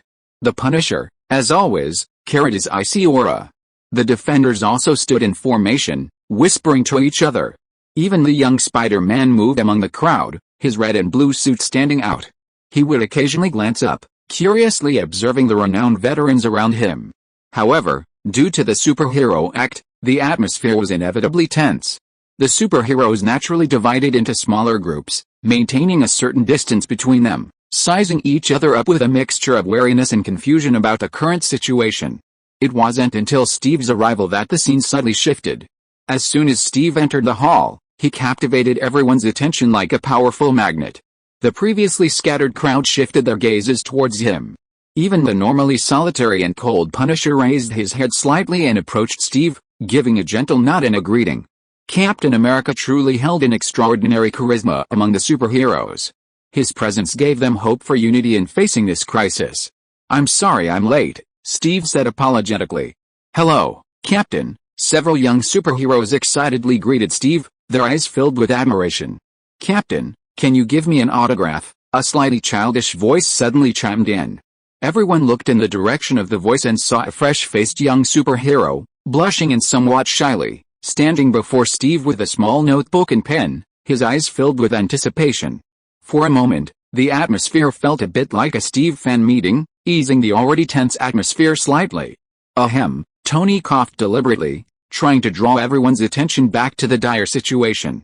The coughs reminded everyone of the true purpose of their gathering. And they all turned their attention to Tony. "I think there's something more important right now," Tony said, reaching out and gently swiping his hand through the air. A map of Washington, D.C., vividly appeared before everyone's eyes, using cutting-edge 3D projection technology. Washington was blanketed in a crystalline blue ice. Iconic buildings like the White House and the Capitol were barely visible, the entire city appearing dead silent and frozen. "The situation is grim," Tony solemnly explained. He mentioned that the military had organized several rescue operations to break the ice and free trapped officials and civilians, but all had failed. Soldiers hadn't even seen the White House before the freezing temperatures instantly froze them into ice sculptures, forever trapped in the icy landscape. Peter, listening to Tony's account and looking at the image of the frozen American soldiers, shuddered. His eyes widened, his face filled with horror as he asked, "How cold is it?" -100 degrees, Tony gave a precise figure. The number drew a sharp gasp from everyone present. Such extreme weather is completely unsuitable for human survival. Furthermore, machines and weapons can't withstand such low temperatures and won't function properly, the Punisher said with a frown, deeply aware that such extreme conditions would undoubtedly present an almost insurmountable obstacle to the rescue operation. "That's right," Tony clapped his hands, and the surrounding walls slowly opened, revealing a series of brand new suits neatly arranged within. "These are the cold-resistant suits I've developed," Tony introduced. Everyone knew that Iron Man's products were of the highest quality. The Punisher stepped forward, picked up a cold-resistant suit, and tugged on it vigorously to test its quality. After a series of tests, Tony demonstrated the suit's exceptional performance. Not only could it withstand temperatures as low as -150 degrees Celsius, but it also possessed excellent elasticity, allowing combat wear without any impact. Furthermore, Tony had prepared a variety of specially designed weapons for this operation. Every component and every process had been repeatedly tested and refined. Its outer shell was constructed from a new cold-resistant alloy, and its precision electronic components had been specially treated for exceptional cold resistance. Even in Washington's extreme low temperatures, it operated reliably and without lag, malfunction, or damage, providing the superheroes with solid, reliable firepower during the rescue operation. The heroes' initial concerns were alleviated upon seeing this meticulously prepared equipment. Chapter 375, Advance. They quickly and orderly donned their new cold-resistant suits and weapons, each one's eyes gleaming with unwavering determination and high morale. Spider-Man meticulously adjusted the parameters of his suit, ensuring the web shooters would function properly in the freezing temperatures. Daredevil stroked his specially crafted baton, feeling its toughness in the frigid air. The Punisher expertly inspected his modified heavy weaponry, the cold weapon seeming to come alive in his hands. Everyone knew the battle that lay ahead would be an incredibly difficult one, but at this point, they were fully prepared. Hundreds of superheroes, solemn and filled with unwavering resolve, boarded the long-awaited fighter planes in batches. With the roar of their engines, the planes soared into the sky like arrows, hurtling towards Washington. Silver figures streaked across the sky. Meanwhile, the military had already established a massive headquarters on the border of Washington. Tents stood in rows, communications equipment and command instruments neatly arranged. Soldiers moved back and forth, bustling yet orderly. Beyond the border, the sun shone brightly, its warmth bathing the earth. A gentle breeze rustled the flowers and trees, creating a scene of peace and tranquility. However, just inside the border, a completely different world unfolded. Snow and ice blanketed the landscape, a chilling wind howled. Washington was blanketed in a thick layer of ice, its skyscrapers frozen in time, shrouded in a vast expanse of white. This stark and eerie contrast to the warmth outside was a startling contrast. Anyone witnessing this bizarre scene would have known it must be caused by a supernatural force. Tony and Steve, along with a group of superheroes, arrived and headed straight for the command center. Upon seeing them, the frontline commander, once etched with fatigue and anxiety, flashed a look of relief, rushing to greet them as if they had seen a savior. "If there's no other way, we're all considering dropping a nuclear bomb," the general offered a wry smile and a rather unfunny joke, attempting to lighten the already oppressive atmosphere. But no one present laughed. After all, dropping a nuclear bomb on one's own capital was absurd and insane. However, anyone familiar with America's past behavior knew that, under extreme circumstances, such seemingly unthinkable actions were within their grasp. Tony and Steve briefly exchanged views with the military personnel, gaining a general overview of the current situation inside Washington. Without further delay, they led the already armed superheroes into the icy expanse of Washington. Their figures gradually vanished into the white world of snow, leaving only a trail of deep footprints. The superheroes marched forward with determined steps, braving the icy wind as sharp as a knife. The howling wind, swirling with shards of ice and snow, whipped them toward them, making a relentless whirring sound. It was as if this icy world was issuing a warning, trying to drive them out. However, Tony's antifreeze suits proved remarkably effective. Even in the freezing temperatures of nearly -100°C, they felt cozy and warm, unfazed by the frigid air. Everyone couldn't help but secretly admire Tony's invention, curious about the incredible technology he had used to create such impressive equipment. Furthermore, the holographic glasses they wore proved incredibly effective. They scanned their surroundings, quickly analyzing and indicating the optimal route to their destination, guiding them through the icy, snowy, and indistinguishable landscape, preventing them from getting lost in the vast whiteness. Furthermore, the glasses were windproof, so even the howling wind blew through them without fogging up the lenses, maintaining a clear view and allowing the superheroes to clearly observe their surroundings. "If only we had this kind of gear, fighting criminals would be much easier," the superheroes thought as they walked. With this high-tech aid, they will undoubtedly be more adept at carrying out difficult missions in the future, and better able to protect the city and its people. After another long journey through the blizzard, the sight before them weighed heavily on everyone's hearts. On both sides of the road, soldiers, frozen like ice sculptures, stood there. Their once resolute faces remained frozen, but their eyes were frozen in fear. Nearby, frozen armored vehicles and tanks lay frozen, their former majesty gone. These icy behemoths of steel lay silently, a strange and desolate ornament to this icy world. "Can they be saved?" Peter looked at the implicated soldiers, his eyes filled with pity and worry. He paused and leaned forward to examine them more closely, wondering if he could use his abilities to help them, even if it was just to free them from this icy prison. "There must be a way," Steve said firmly, patting Peter's shoulder gently. Steve genuinely liked this young man. He felt that Peter not only possessed remarkable abilities, always handling dangerous situations with his own skill, but also possessed a deep sense of responsibility, never forgetting his mission as a superhero to protect others. But most importantly, Peter possessed a kind heart. In this complex and cruel world, this kindness was all the more precious, like a ray of warm light, illuminating everything around him, and earning Steve's admiration and recognition for him even more. "We'll talk about this later. Now, get to Washington as quickly as possible," the Punisher, frowning, interrupted Steve and Peter's conversation with a serious expression. His gaze remained fixed on the endless expanse of white snow and ice ahead, knowing that every second of delay would only worsen the crisis facing Washington. Now was no time for fussy discussions about whether or not to save lives. As he walked quickly forward, he secretly thanked Tony for not hastily arranging a plane to drop them directly into Washington. Now he finally understood the reason. The extreme temperatures, nearly -100°C, were simply fatal to aircraft. The aircraft's delicate instruments and engine systems simply couldn't function properly in such freezing temperatures.